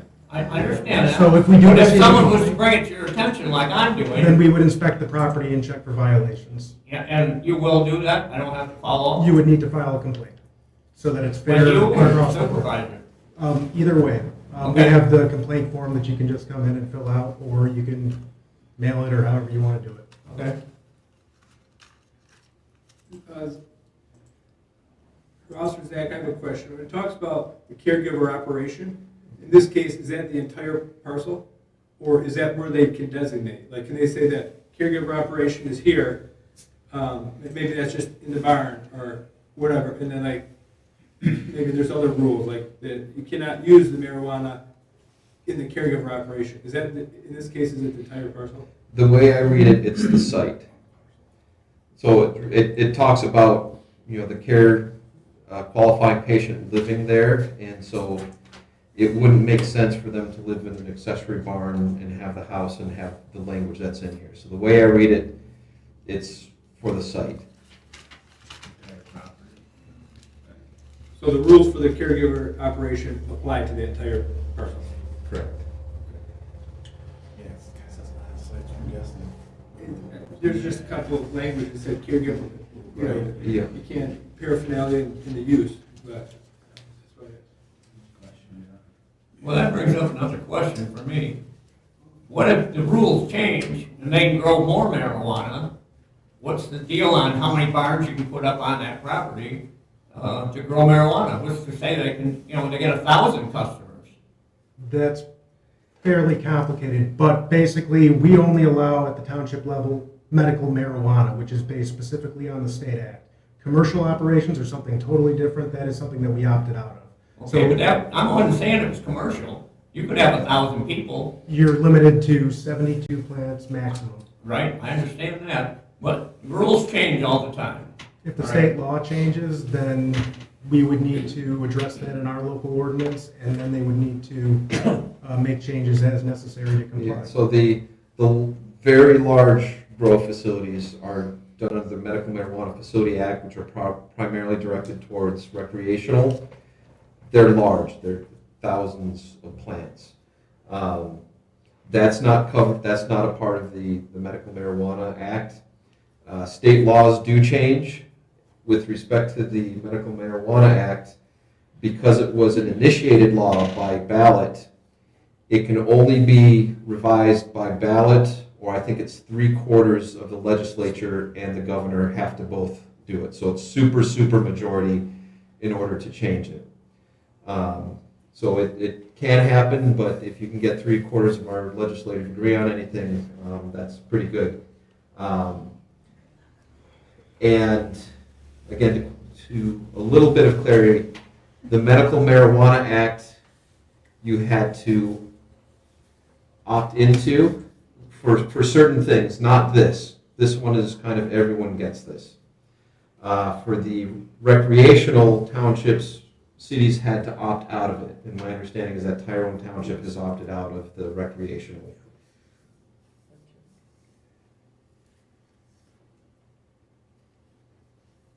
Thanks, Zach. I think it's important that people understand that we don't have the option to opt out of medical marijuana.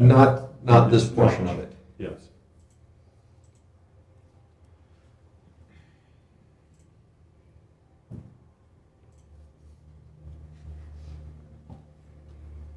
And I guess, have any other questions for the public hearing section of this? I don't Anything else for us with that? I will say, one of the challenges with odors is people have different sensitivities. I myself am allergic to basically every environmental thing. The doctor actually, when I was 5, told my mom to get me a waterbed because I'm allergic to polyfill. So I'm much more sensitive. My eyes will water up if I'm anywhere in Ann Arbor on Hash Bash weekend. But there is a concept of the common man. So the idea is you get everyone up and you kind of find the middle man, and that's kind of where the courts look for the sensitivity. I think it's reasonable that a condition of approval would be that no unreasonable odors off the property. It would be similar to, in the city of Dexter, we host Jolly Pumpkin Brewing Company there. They make a lot of beer, but the microbreweries are also very harmful to the septic system, to the sewage system for the city. They put a lot of biosolids, a lot of phosphorus, a lot of stuff in there. So one of our conditions of approval when they did expansion is you have to meet these standards for what effluent you're putting out. How you get there, we don't care, but we're going to be testing and sampling it.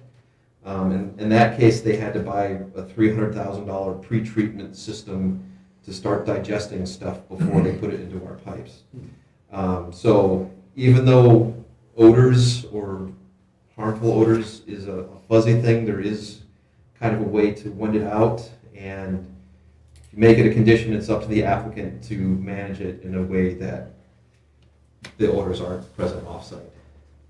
So, Ross, if they're able to get this passed and neighbor smelled the odor and made a complaint, we went out there and determined, yeah, you can smell the odor, it's a nuisance, then they would just get it revoked?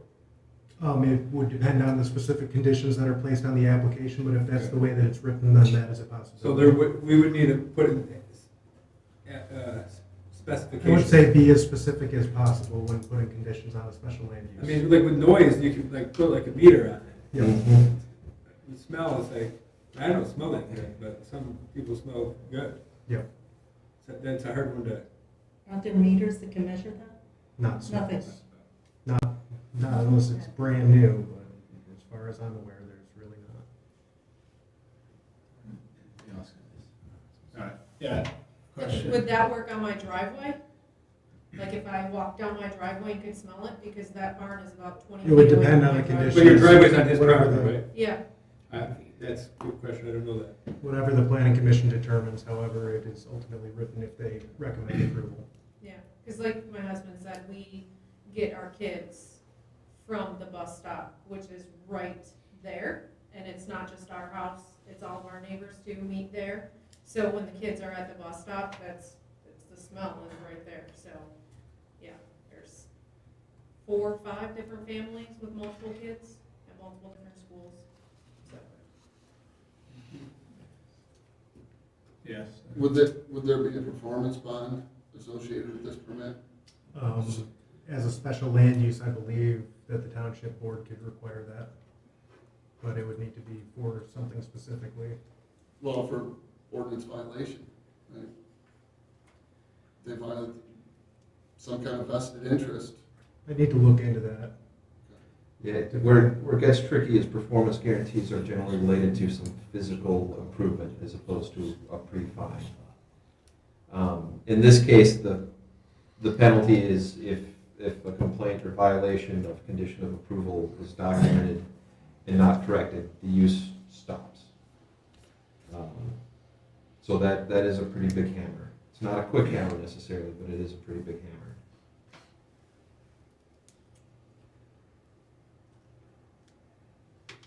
Move to close the public hearing.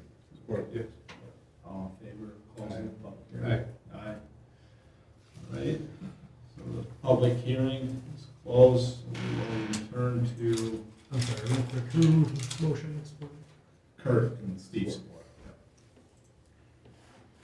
So we will move back to old business item number 1. We should have private driveway.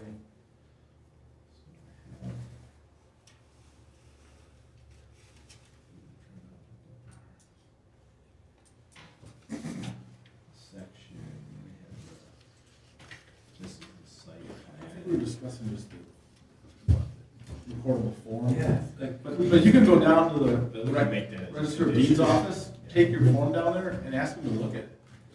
And have them mark it up right there. Is that They're in the old courthouse. Is that the only issue that we've had on this one? Yeah, and the other item we asked was to have the applicant get feedback from the fire department. Which we We have. have, just for the record, we have that. and We it's have fine. it And for the record, the fire department did say that they need to have addresses for all the homes at the beginning of the private driveway and at the driveway. With the So branch off, yep. I think any approval would have that as a That would be- contingency. And the ones that the fire department requests you have, which are the green reflector type? Oh, for The the address, just they want to see the address. The They're not address. looking, they've got 1,000-foot driveway, they're not Yeah, looking for well, which like- house. Like at the end, right, there'd be the mailbox. Yes, Yeah. yes, both houses. Driveway split off, we'll put those green markers up on a tree or a post or something like that. Yeah, like 15 bars, yeah.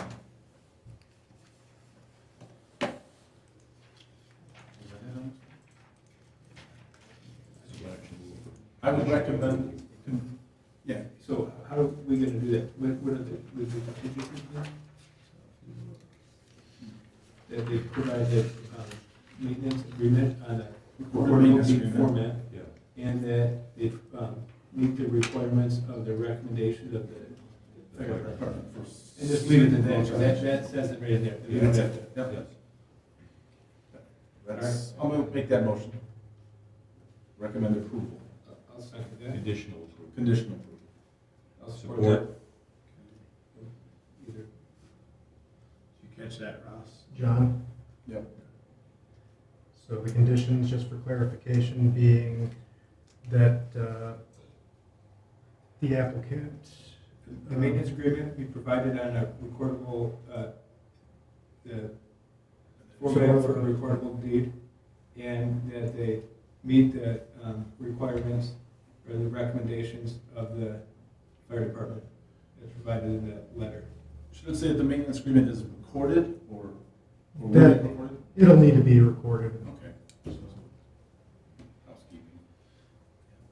Well, we just want to make sure the recommendations clear. Yeah. So, any other comments? You got that, Ross? Got it. Okay. Right, so the motion's been made for conditional approval. Amy shared private drive based upon the maintenance agreement being in recordable format. And the fire chief's recommendations be followed. All in favor? Aye. Aye. None opposed, so it is approved.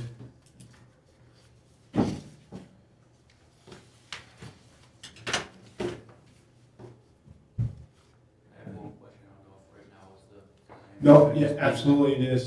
I know that Ross and I were trying to get it in front of the board for next week. Does the maintenance agreement need to be finalized before next week? Technically, yes. So I can't guarantee that we can get it on the tomorrow, board agenda next week. It's all up to the board whether or not they feel that they have adequate time to review everything. But I will let them know that it has been recommended for approval. I'll need to, Rich, I'll work with you on a recommendation letter Yeah. because we'll need to get that over to them. And as long as they feel that they have adequate time to review everything, they could choose to place it on that agenda. Otherwise, it would be the following meeting agenda. The reason I'm just pushing is I'm trying to get, wanting to start my hole in March, so I'm trying to get the bank lined out and stuff like that, and it's been until split happens, I'm not able to, right? So I don't mean to be sounding too pushy, I just, but hopefully it's, Understand the question. Head of the court. Right, so that was old business item number 1. Next is old business item number 2, which is the master plan we're working on. And Zach, we have gone through the document previously, and so maybe there might be some clear feedback that you're looking for from us, and maybe kind of high level, and then go to those. Just Yep. time. Well, most of those we have answers for, and I apologize, I thought the principal in charge of Tyrone Township was gonna come have the kind of a finalized work plan and cost estimate for here.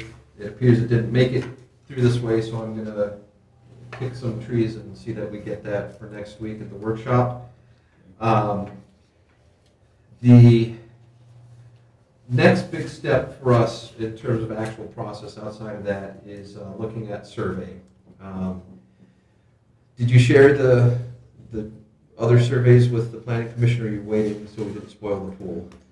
I don't believe that I did. Okay, so I said previously, relatively recent surveys from several other communities, so you get a sampler. I asked to maybe postpone setting it out because I wanted you guys to come up with your general categories of things that you were curious. I can, and what each community asks depends on what's most important to them. But so generally, kind of the big rough categories are housing is usually of interest. The specific questions vary depending on what the pressures are. Questions about non-residential development. Public services can be of interest. In some communities, transportation is an important question. Now, for townships, you guys don't control the roads, but you can help shape some of the policies and things that happen. And pathways in some communities is a very big topic. Some communities ask about recreation, parks or programs, those types of things. Natural resources. Argentine Township, where they just wrapped up their survey December 31st, they added a whole section about communication between the township and residents. Oftentimes, folks will ask demographic questions to find out who's answering it, so you know if people have lived there 20 years, they may have different perspective than people who've been there 5 years, or those types of things. If they have young families, the types of recreation they are interested in are going to be different than other folks. Trying to think of some other. Some communities will ask questions about specific areas, so we've identified US 23 as an area of interest for potential subplan. So if there are any specific questions, general or specific, that could be an area to ask, or the lakes areas. Some communities, and this was an interesting variation that I hadn't seen a lot, they'll actually put the goals and the policies in the question as for the questions and say, are these important to you, or how important are they? So you can kind of rank them. My recollection is that there was interest from this body, once you've developed your rough goals and policies and those types of things, that you wanted to get feedback from the community. So that's something that could be done either as part of a visioning session or a second follow-up survey. So once you've developed your goals and policies, you can float it out there and say, what do you guys think? How are we doing? So that's my quick kind of survey introduction. We can get into details a bit more, specific things that you guys are interested in at the workshop next week. But I'm happy to answer any questions right now you might have. I guess the next question is timeline-wise. We really need, I think, to press forward on this and to back up from where we're going. And I'm going to take this off so you can at least hear me. If we determine that we want the results back from the survey, let's just take, say, April 1st. We said April 1st. We need to back our timeline up as to what things need to be done, what visioning sessions would occur, what stuff like that. So I guess from my perspective, I'd like to see something with a rough timeline anyway, for maybe next week, if you could at least give us something that we have to go with, because I don't want to say people are getting impatient, but I think the whole premise of doing the master planning was to give everyone an idea about, where and when we can expect a final product. If we expect the final product at the, let's say, the end of this year, what's the timeline to get there? Yeah, could you do that like in an Excel spreadsheet matrix form or something like that, so we can update it and email it back and forth and kind of keep it going? Because this narrative is okay, but it's kind of, I don't know, it'd be easier to have it all on one page. And this is kind of the fuzzy, and there's a lot of overlapping. So for example, when the survey's live, a lot of the background information, we can start collecting it and even start drafting it. Even though it lays out here, it says we prepared the document in phase 4. Well, a lot of it is being prepared at the beginning because the census data is the census data, and we can get that and get that done. Yep, I will work on having, I forget what's the name of that fancy schedule with the different blocks. Microsoft Project. Yeah. Mac, or Zach, is that the only, or is that the only thing for the agenda? I mean, rather for the workshop next week? At this time, I don't think we have items set, other than master plan. We said we're going to consistently include that on every workshop. Right. And we may discuss sight lines or something else depending on. Private driveway standards are kind of off the table for now. That's done right now as far as. So I'd like to keep it focused on the Yeah. master plan and really kind of get going on this. Yeah. We've been kind of, We just talk about it every Yeah, week. we never let go. We never get. Are you thinking that we want to do just master plan? Yeah, I'd say a whole meeting just. And plan. Ross, so you're I get aware, distracted. the survey examples that Zach sent us, you did share them with us. Oh, I did. And we had some comments, and I think that the next step is to come up with the survey, and whether or not, is it realistic that you and your team, Ross, have time to send that survey, or is that gonna be Zach and Carla Workman? Potentially, I guess we'll need to assess. I mean, is it one sheet of paper that we're just mailing out in envelopes or what? Yeah. Or are we doing it electronically? I don't think we've really dialed in exactly what format, if we're gonna do. Yeah, and that's format what or I think, if we define our topics at least, then it will. Then we can evaluate and figure Determine- out if we wanna do it in-house or if we need to contract it out. Because based on the examples you sent Zach, that they are pretty extensive surveys, they're not, they wouldn't fit on one page of paper. Oh, no, And no. it would be better filled out electronically, like if I'm just a person at home, probably not gonna fill out 4 pages of paper and mail them back in, but, Yep. yeah, That's so my now thoughts. email list to everyone that's on the email list for the township should, in my opinion, get it, and it should be, one thing I liked about, that we did with the townhome is it was limited to one per property ID, so you don't have someone. Yeah, we talked about that last time, and it was. Stuff in the kind of a- mailbox, yeah. But, yeah, I think there's advantages and disadvantages. You got good comments, of course, but I think that, I'd like to see it from, at least from the residents, this is what they want, and the other comments could be. But that's not just residents, that's property owners. Right. What about renters? They're not included then. I think they should be. But if you send it to parcels, they don't get it. Well, that's That's true. right. So, That's something we had that to- discussion last time, if we went from the voter roll. I don't think I was here for For that. the part, yeah. yeah, you know, but it goes back to I how guess John's saying. my thought is, by the end, we need to have a goal for like, by the end of next meeting. By the end of next meeting, we should have it narrowed down exactly what's the content of the survey, how it's going out, and we can give it to Zach and say, here, go to, send out the survey. Yeah, we kind of started this. We gotta by have saying like, Dan. we gotta have something done. Yeah, good And point. to be clear, Ross and Zach, what are, for the survey, what is the township's obligation in that survey? Is it to send it to every single person who resides here, or? There is no There is no obligation. So I just want to make it clear that we aren't obligated to send it to anybody, but I think we have to decide, like we're saying, John, that Yeah, but- who are we going to send it to? Yeah. And Well, what's it gonna and so in addition to sending out the letter,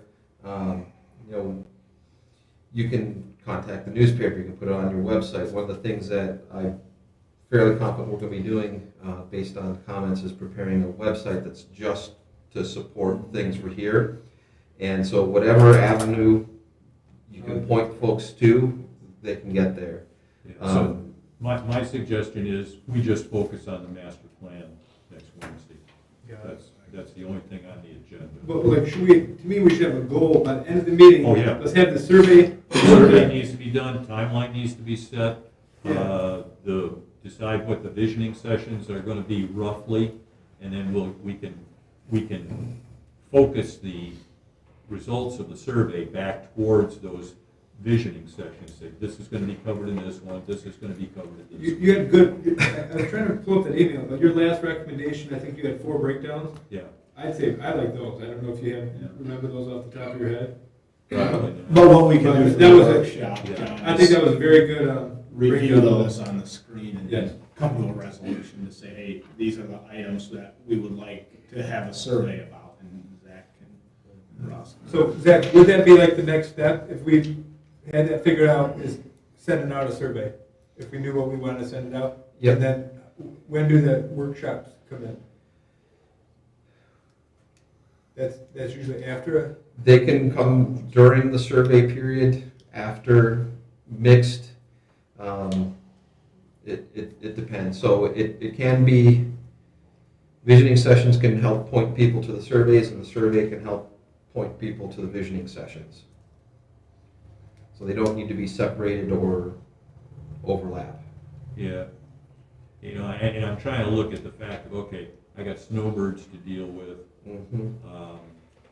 but I also have people who are probably more willing to come to things during the week when it's not nice out, you know. So how do you get the biggest turnout? Because we want as many people to participate as who are willing to participate. Well, I tell you, I work with MDOT, the Department of Transportation, a lot, and they do online public comment sessions, and they've been happy with that. So it seems like that may be a tool. If you're in Florida and you're still a resident here, Right. and you're at your winter home, you still can log in and join. Yeah. I would hope that we would have the capabilities. I think we do. Yeah, we have, Yeah. Zoom, and I think in our workshops, after the survey's set, then that survey will kind of tell us our priorities. And then from there, we can set those as visioning sessions for the next meeting. And we're not limited just to one survey, right? Because some master plans have multiple. I mean, the first one is, getting us pointed in the right direction, or confirm that our direction is Right. what. Or find other questions if you want to delve into deeper, Yeah. potentially. And surveys aren't required for master plans in Michigan, so it's kind of an above and beyond way to get more information than what this body can get, or the township board. And with concerns about, I don't want to say survey stuffing, but skewing one way or the other, remember, it's just one of the pieces of information that you take. So if everyone says, we want to pave all the roads in the township, you don't have to include in the master plan, we're going to pave all the roads in the township. You get to temper the input with, it's going to be really expensive to pave the roads, and we have to convince the road commission to do it. So it's a piece of information that you get to knit into the final document.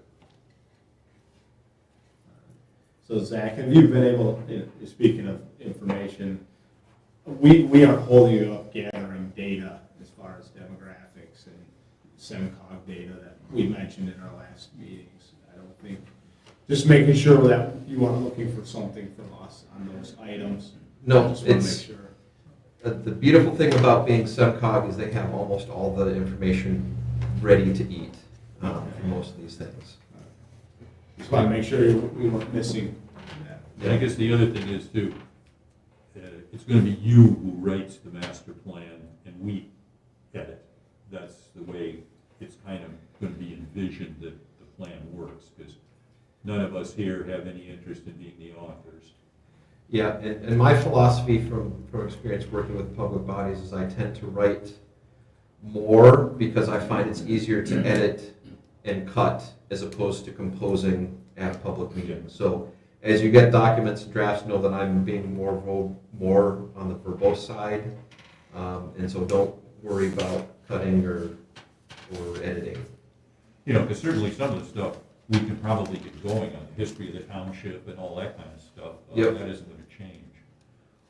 But other things will, and we can do those by section, I guess. At least that would be what I would anticipate. And the steering committee for the master plan will be the planning commission. Yep. So, Thanks, Kurt. Next Wednesday at 6. Yeah. Anything else for the master plan for this meeting? I know we have a lot of work to do. All right. Everyone okay with moving off? Yep. Okay, so We're gonna move on to new business, item number 1. This is Sultani caregivers for land use.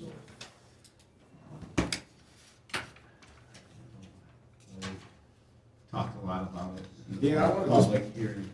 Reiterate what I said, my personal experience with this and the odor thing, maybe there's new technology out there, but this wasn't very long ago, this was like in the last 3 months. And it is intense when that's going on. And if we're gonna make this a contingent to getting this thing approved, the smell thing, I think it should be measured at the property line, kind of like light situations are, right? You know, I mean, what good does it do to measure it beyond the property line?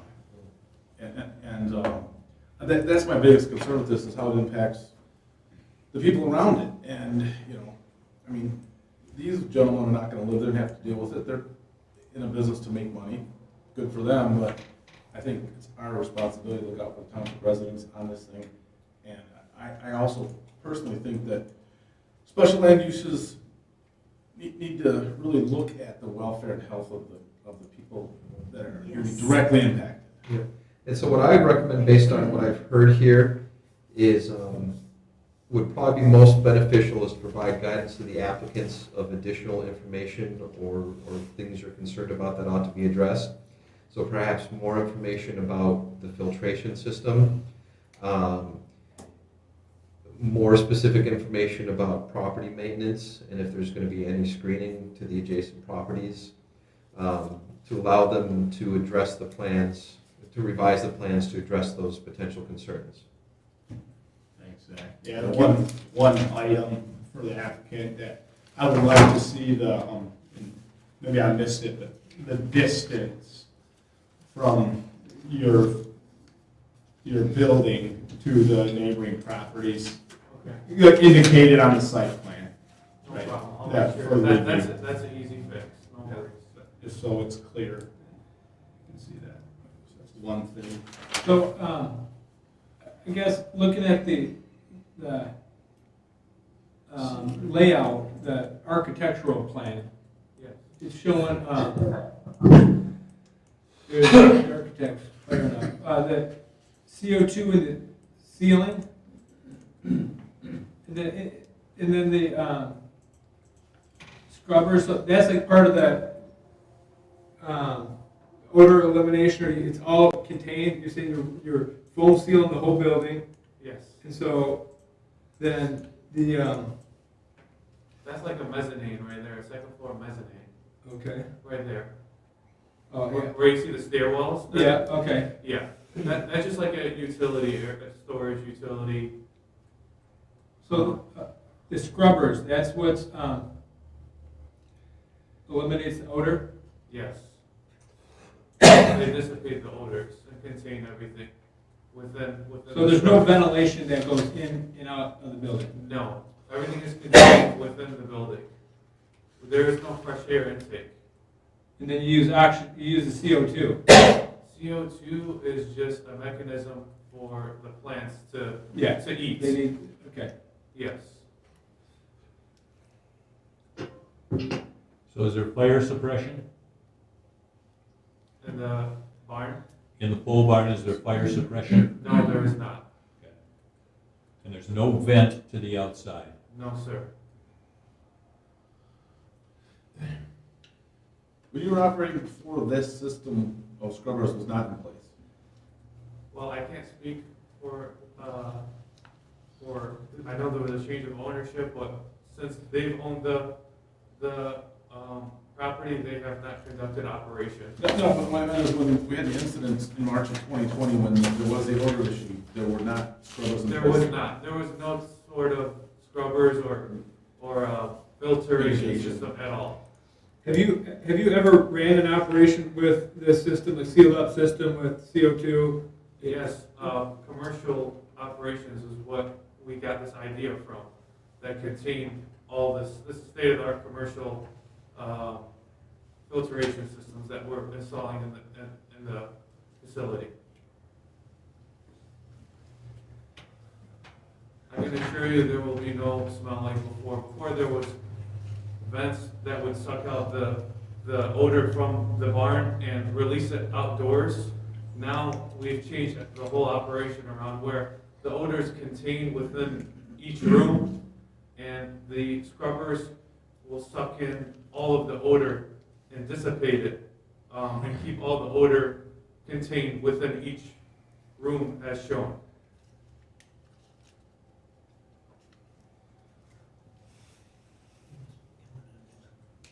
I'm curious, because I know those lights you guys use put out a tremendous amount of heat, don't they? No, we've actually changed our lighting system throughout the barn to all LEDs, green efficient. So they don't need to worry about venting the heat out from the lights? No, sir. These are all green efficient, green energy LED lighting that we changed everything to. And we would welcome anybody to come and check out what we've done. Stephen, it looks like we got a air conditioning unit, 5-ton AC unit in each. Yeah, I see that's probably just for the summer to keep the temperature too high, that's what I would guess. So how many lights is in each room? So in each room, there's going to be 16 lights. How many watts Per light?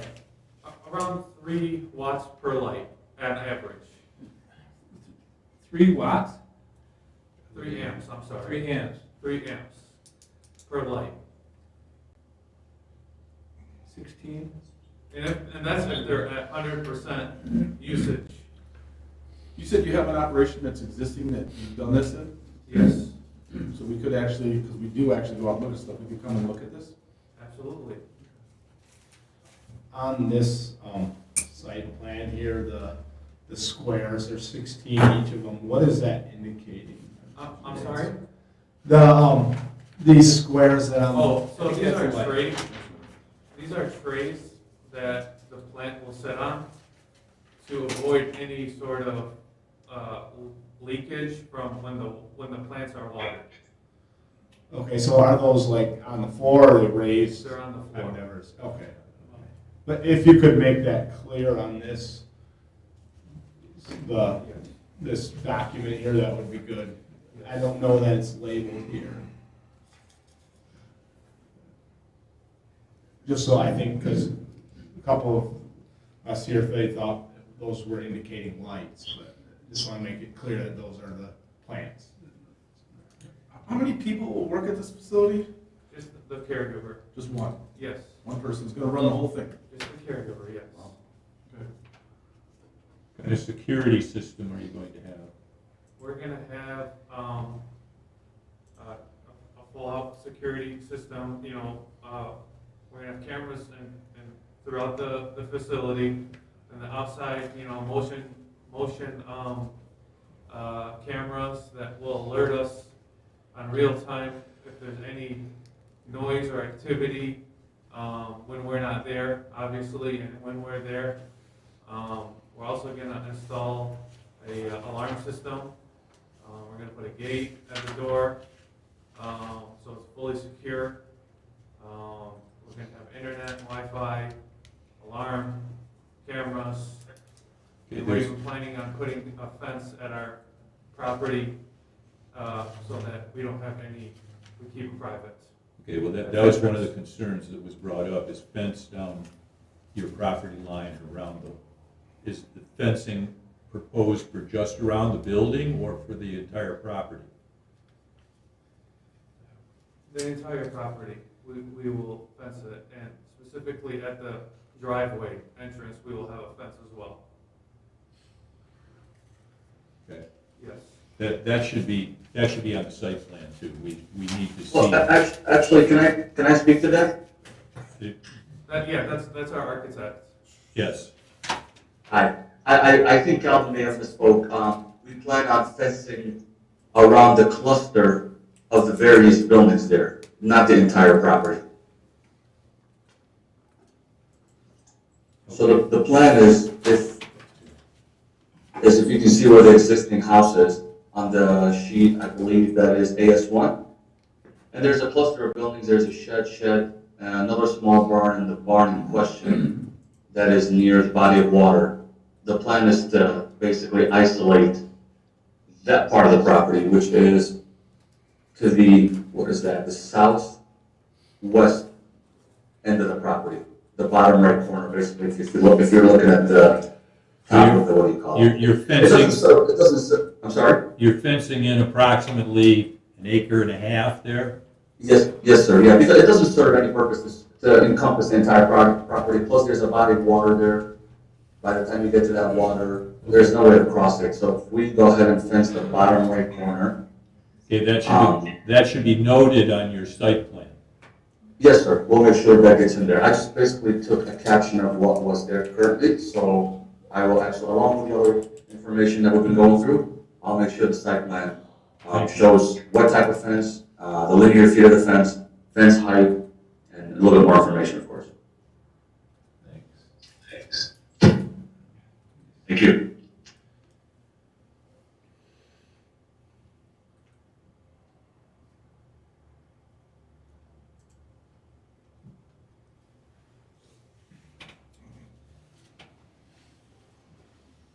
So right now, nobody lives at the house, but in the future, you're planning on someone living there. We would like to have somebody live there, obviously, it's better for security purposes, but the house does need work. We need to fix it up and make the property livable again. And once we get everything moving, we are planning on fixing up the property and making it a getaway for our family and just a family property. Okay, I'd like to see a timeline on that. I mean, that's just a general statement on your behalf that you're planning on doing that. Yes. I can't approve something based on, I'm gonna do this sometime in the future. So I need like a date. We're gonna do it by the 1st of September, by the end of the year. When will that property be in a situation where it's livable? Well, it's basically livable right now, it just needs a little bit of cosmetic updates, and outside of the property definitely needs to be cleaned up landscaping wise. We can definitely get that done by spring and clean up the whole property if needed. That would not be a problem. Well, it is a concern for the people out here apparently. Well, we can get it done tomorrow if you like. If that's the big issue, we will get a crew there and clean up the whole property. That is not a problem. No, I think if, as part of the application, it should be made clear what your plan is, right? To Kurt's point, it's not to say that it's tomorrow, or like Kurt mentioned it. Just make sure it's clear in what you submit, what your plan is. That's what we're asking. Yeah. Well, I can't guarantee someone's gonna live there, but I can guarantee that the property will be upgraded. We will clean it to the best that we can to, be comparable to other properties in the neighborhood. We assure you of that. Yeah, just make sure it's clearly described for us in the next. Yeah, because if it's gonna be a family retreat, then we need to know that too. I mean, that's what you were just saying here, is that you were thinking about using it as a family retreat or something like that. No, yeah, it's in our best interest. I mean, we bought the property for a reason, paying tax, we're taxpayers. And we are planning on cleaning up the property as best as we can. Okay, well, from our perspective, we need to be able to know what the property is being used for, because you're requesting a special land use. If someone is gonna live there, that's one thing. If somebody's using it as a retreat, that's another thing. If it's gonna be uninhabited, then we need to know that too. Well, the main reason we're here is because we want to have a caregiver operation, and that's our number one priority right now. Right. But you also have a building on that property, which you've indicated is part of the property and will be used as a family retreat or as someone to live there or whatever. So I guess I need to know that as part of the process here. What will the building be used for? Because it can't be used for part of the grow operation. It can't be used for anything other than someone living there. But if someone isn't going to live there, then we need to know that. So we're just trying to clarify what's going on. Is what he's asking clear? Can I answer that question for Mr. Shamia? Am I allowed to answer that part of it? It doesn't really have to do with design, but I think I may know the answer. No, and I don't know that, we're looking for an answer today. We just want to make sure that it's clear Sure, with the use application, what the use is going to be for these buildings, right? Sure. I think in my experience, these homes that are on the property, along with sheds or barns, are typically, well, first they have to be habitable and approved and receive a CFO, obviously, but they're mostly used for the caregiver that comes to work there. Sometimes they stay there a little bit longer. Like, they stay longer, let's say till 7, 8 o'clock at night and don't want to drive home. So they tend to stay there overnight, that way they can go back to work in the morning and possibly leave early. So it's mainly used by the person that is caregiving for the barn, what's in use in the barn, which is medical marijuana, of course. I don't think the family would be occupying it, unless I'm misspeaking, Calvin. It's typically the person that works on the property, may even stay there for 6, 7 days at a time, sometimes. We were just throwing ideas out there. I'm sorry if I misspoke, but Zay is absolutely right. It's in the best interest of the caregiver, my uncle, that we want to fix up that livable home for that reason, because we're going to be spending a lot of hours there working.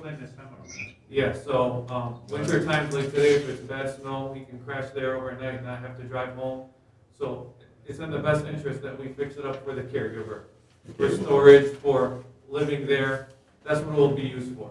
All right, because, are you renting it out? Is it what, that's what we need to know. I can't just assume what's gonna happen. I need to know from the perspective of, you're asking for a special land use. Well, we need to know what the land's gonna be used for. And so right now, the proposed land use is for the owner which is the caregiver. Yes. The owner of the property to be the caregiver.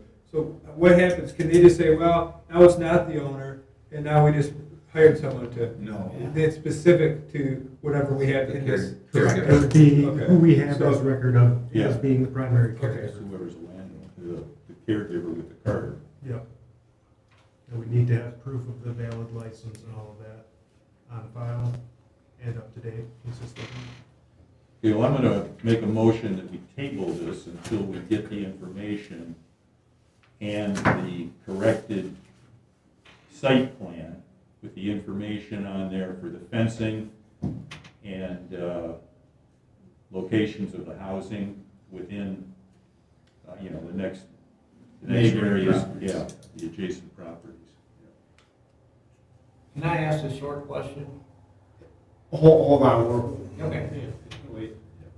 Ross, did you get that motion? I would also like to see some specs and information on this scrubber system Yeah, and things like that. I'd like to see a little bit. I mean, it's new. Right, and that's part of it. That's not something I can just say I have experience with. No, I have no. And, some evidence, send us the specs or maybe a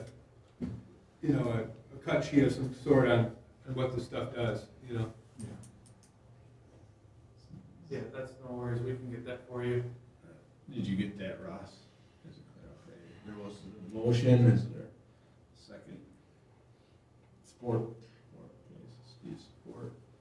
So there's been a motion to table this application until the items noted, the information has been gathered. And there's a support. All in favor, please say aye. Aye. Aye. There's none opposed. Go ahead. So that motion is carried, the application is tabled, pending further information. So do we always need to do a motion if we're gonna table it? Can we just say, I thought before we just. We said can't here- just table it, but Kurt made the motion, so we can. We voted on the table. Yeah. Okay, but I mean, in other times, we just say, here's other information, come back and we'll vote on it. Yeah, we can, All right, I Yeah. just asking, I didn't know Yeah. the procedure. Okay. That, It gives them a little bit more clarity on what they need to get yeah. to. It does. Okay. yeah. Right. And it also sets it up on the next agenda too. Okay, yeah, good point. All right.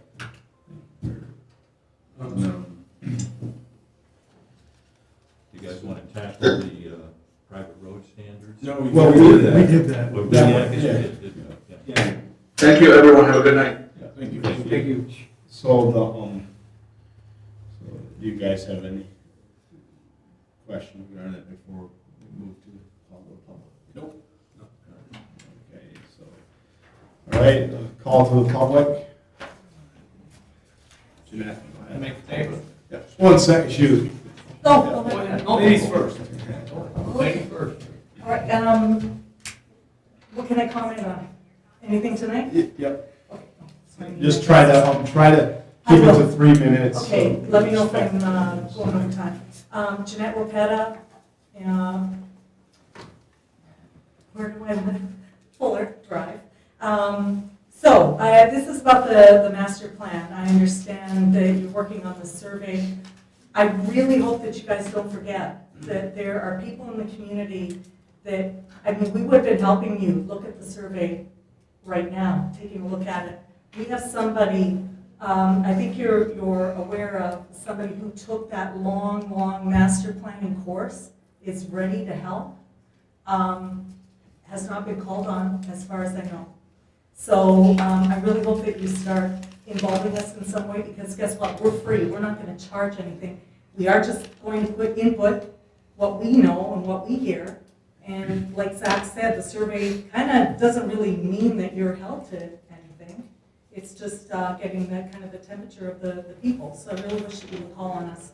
The other thing I really would like to ask is, so the plan is important, as you guys have talked about. We need to see, have a general idea of what's going to happen. But the budget, what has happened to the budget, and who is paying Zach right now? Where is he getting paid out of what budget to do the master planning stuff? Do you guys know? Right now, he gets paid as we pay Carlisle Workman for services that he does. Right now, we're not separating out anything from the master plan and the other analysis that he does, like the special land use stuff. No, so I'm talking specifically with the master plan because. So, to that point, Jeanette, I would say that there certainly probably is a budget for it, right? And we aren't aware of it, but what we know at this point is that it's not prohibiting us from moving forward with what we need to do. So, right, we have to come up, like we mentioned, with what do we want to send out as a survey, what are our top priorities, and so that item, right, although it's a major concern, right, for people, it can be in the community, but for us, it's not stopping us from doing what we need to do as a planning commission. But you do realize that he's not contracted to do the master plan yet, that there's no contract. They got I don't know that. They have an as-needed contract, right? Ask him. Well, they have an as-needed, I mean, he wouldn't be here if we didn't have a contract with him. Right. So can that be, whatever we ask him to do? We say, tell us your thoughts on master plan, he's gonna still charge us the hour, He's not a retainer. Yeah, and so that's why I say it's not prohibiting us from moving forward with the master plan. So as a taxpayer, if I could just speak up, I would like to know what our master plan is gonna cost and when he is confirmed as doing the master plan. That's what I would like.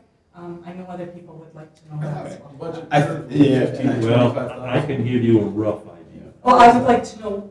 I think, Jeanette, for what you're asking, I think you're asking very specific numbers. It sounds like the intent of your question. I think that is a question for the township board, is my understanding. Kurt, like he's going to say, he can give you a rough idea, but specific information, Okay. I don't know. Then I will ask the township board. Because what's going on right now, we have to tell him what we want first. I think we expect it to cost a minimum of 25 grand. I would guess that's probably the minimum. Yeah. Now, will it cost more than that? Depending on what we ask for and how many meetings we have and how big a survey we have and what type of analysis he's going to do and then how much editing and writing he's required to do. That will give us a final number. Yeah, you look at this, this is a 10-year document. I think it's money definitely well spent. And I agree. Myself, just being on the planning commission for less than a year, certainly appreciate the professional help and think it's absolutely necessary. I do as well. And when I talked to Mike about it briefly, he said we have the money in the budget for it. Yes. Okay, then I will ask the board. about that. And I do, I appreciate it also. I do wish that you guys would include the public, and I know you're planning on doing that eventually. I think it's maybe a lost opportunity to have had some of us reading through surveys and looking at them, because I know that there are, again, many people that have great ideas, great input. We've been asked for over a year to get involved in this, and now, it's finally coming down to the crunch. We're ready to do that. Well, come next Wednesday. Absolutely, okay. Then the other thing I wanted to just briefly say, I really wish, Rich, that you would enforce people coming up to the podium and talking and saying their name and address. I'm doing the Facebook Live, and there's reasons that I'm doing Facebook Live, but so I'm capturing it. But I know, having attended Zoom calls, you can't see who's talking, you lose interest, you can't hear it real well. It's a lot easier if you have people come up to the podium. So that would be really great. And then changing the schedule the night of or during the meeting, I find that really, it's confusing, and maybe the people that are going to tune in now and then when they've looked at the schedule already. The change of the document on the website, that's another issue. I won't get into it now, but I will send a letter to you guys to let you know what I observed and why I think that it should be duly noted when a document is replaced on the website, in order to show clarity and transparency and let people know that things have changed. Thanks. Just, May I approach? yeah, thank you.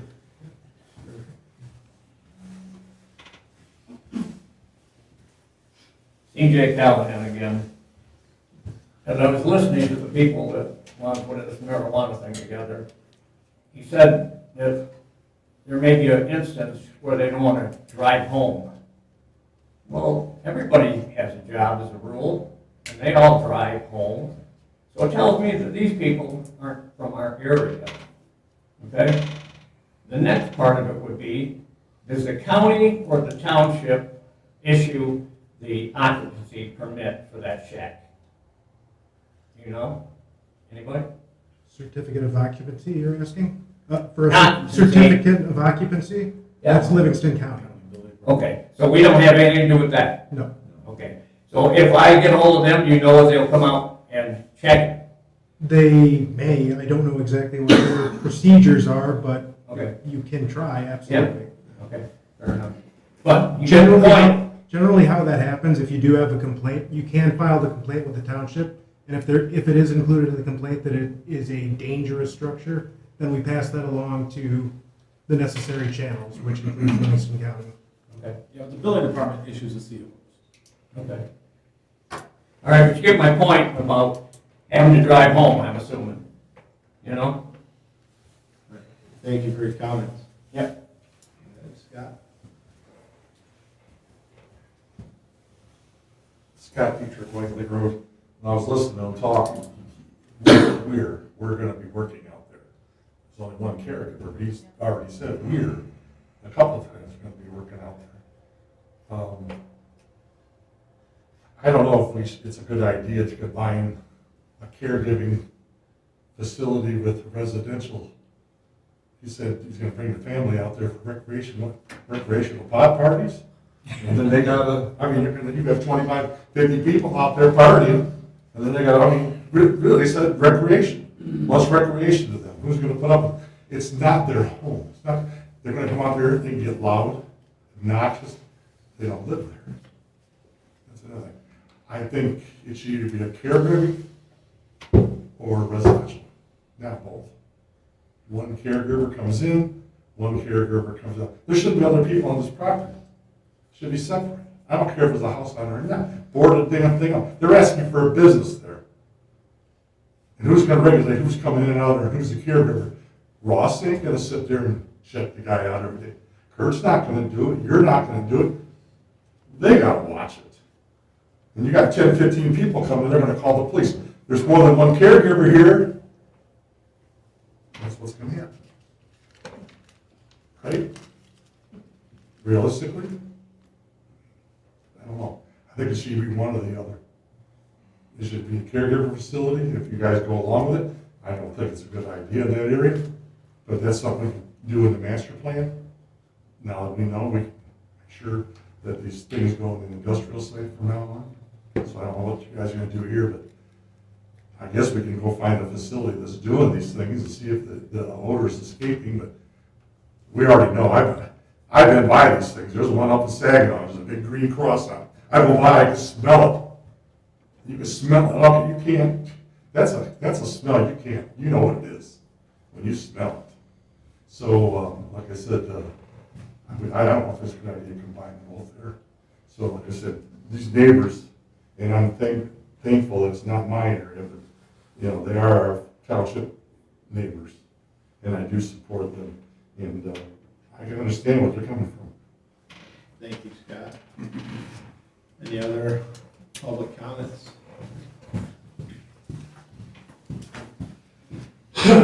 I'm Daisy Borson.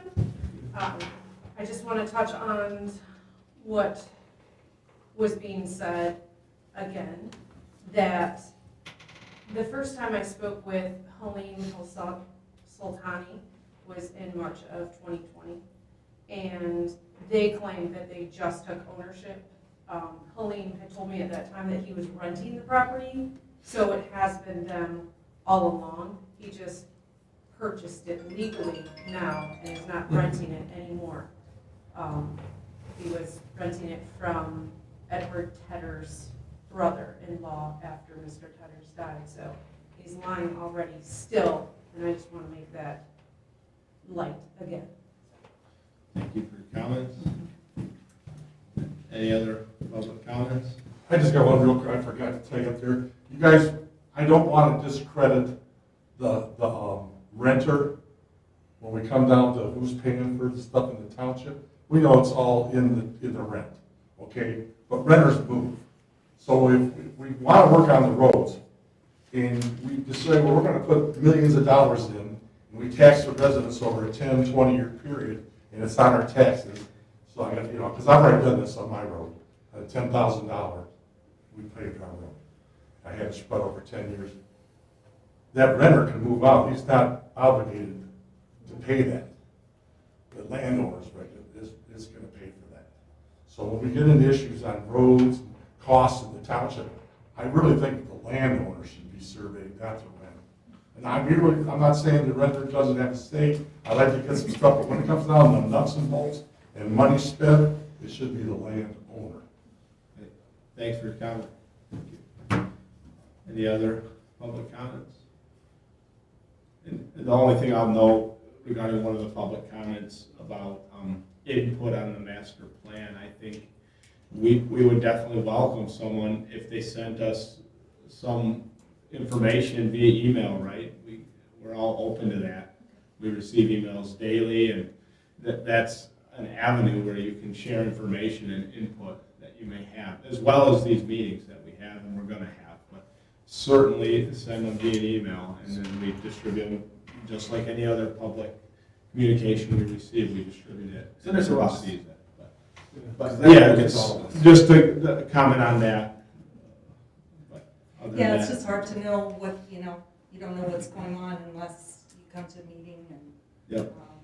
But okay, I get you. And I don't think it's appropriate to reach out to certain citizens and say, we need help from you, you know? Okay. Like, We'll reach yeah, out. it's, you know, if we're gonna reach out to the community, we gotta reach out to everyone. Say, here, give us that input. So let this be a notice that you guys are open to hearing from people and send you an email and to help out and. Next Wednesday. Of course, And yeah, kind of they're show up public, next they're public Wednesday. meetings. Yeah. Always have public comment. Yeah. Next Wednesday is gonna be a meeting of. At 6 o'clock. Workshop. so that It's a is, workshop, so we won't vote on we won't vote anything. on We'll just talk. so then that's the next item. It starts at 6 p.m. Is miscellaneous business, which would be our next workshop, which we were talking about now, and what I was gonna, for Ross and Zach, to decide like survey topics and, general survey topics. It's not that we're deciding exact questions maybe, but is that something that would need a quorum? I just wanna ask the question so we're prepared. I don't think it would, but it has, It's a workshop meeting, so we don't make Yeah, decisions. just want to make sure. Regardless, we're not making any official decisions, it's just progressing in the discussion of the master plan. But would we be able to give that clear direction on where to proceed? That's still just discussion. Yes. We're not voted on, we're adopting this master plan, or Correct. recommending it for adoption. That's really the only thing we're gonna officially vote on, right? Is recommend this master plan for adoption. Correct. Yep. Yeah, I just want to make that clear. Yeah. Any other miscellaneous business, guys, that we need to? Just move that we adjourn. Support? Can you bring some gazpacho? Okay, you bring it up. I'm gonna be here all day. If we're not done by 8:30, I'll be with you. All right. We'll just be done. Hey, this is, So I wanted to. You said you had an issue with. But I was at the ZBA meeting that was just like approval, one little off. Yep. That didn't come across, like, I don't appreciate it. I just want to. Yep. That's all. I mean, I'm glad that you're helping us with this. And actually, like the individual reviews that we do, Yep. we send them a chunk that says, we spent this many hours Okay. doing this review or this review. Now, if they all bundle it together, it's just planning stuff, that's what they do, but they don't.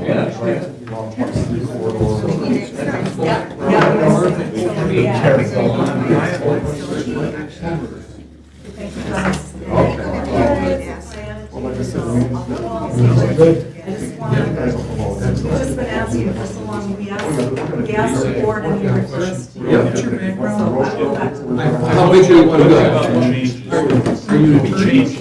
No, although I did, I'm a nerd for land use planning and control. Okay. So my undergrad was in architecture. And that got me and so I started with cities, so graduate degree in urban planning, University of Michigan. And just don't worry about it. I also got urban design and being in the environment. I should have done it, but I need to look at those classes all the time I was done. I worked I know City of Mount Pleasant on a special planning project in Mission Street. Plan director, which is fine for me, and it's so weird. We had no ski lakes. Certainly, And more than Dexter Township for 7 years.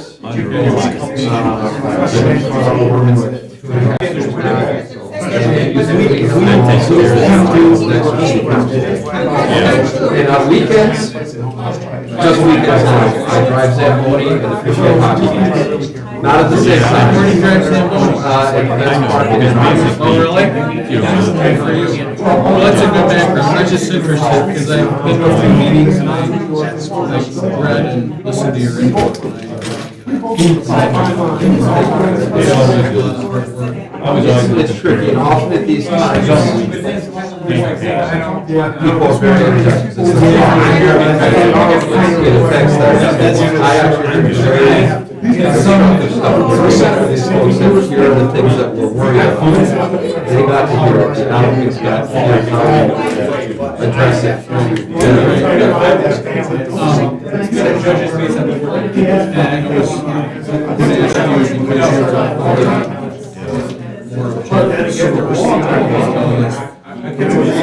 It's like when you guys start the year plan is. Does anybody talk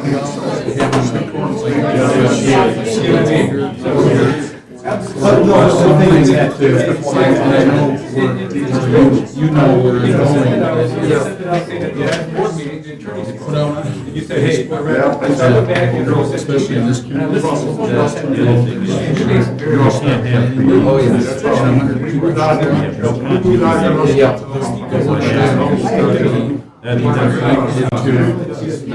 So there's we've got just I forget the fancy term, but you organize how you ask questions. So plan on having at least 2 or 3 of this here, so we can have doing something here, we're doing something over here. So, we have a big explosion. It's kind of more biggest threat of this project.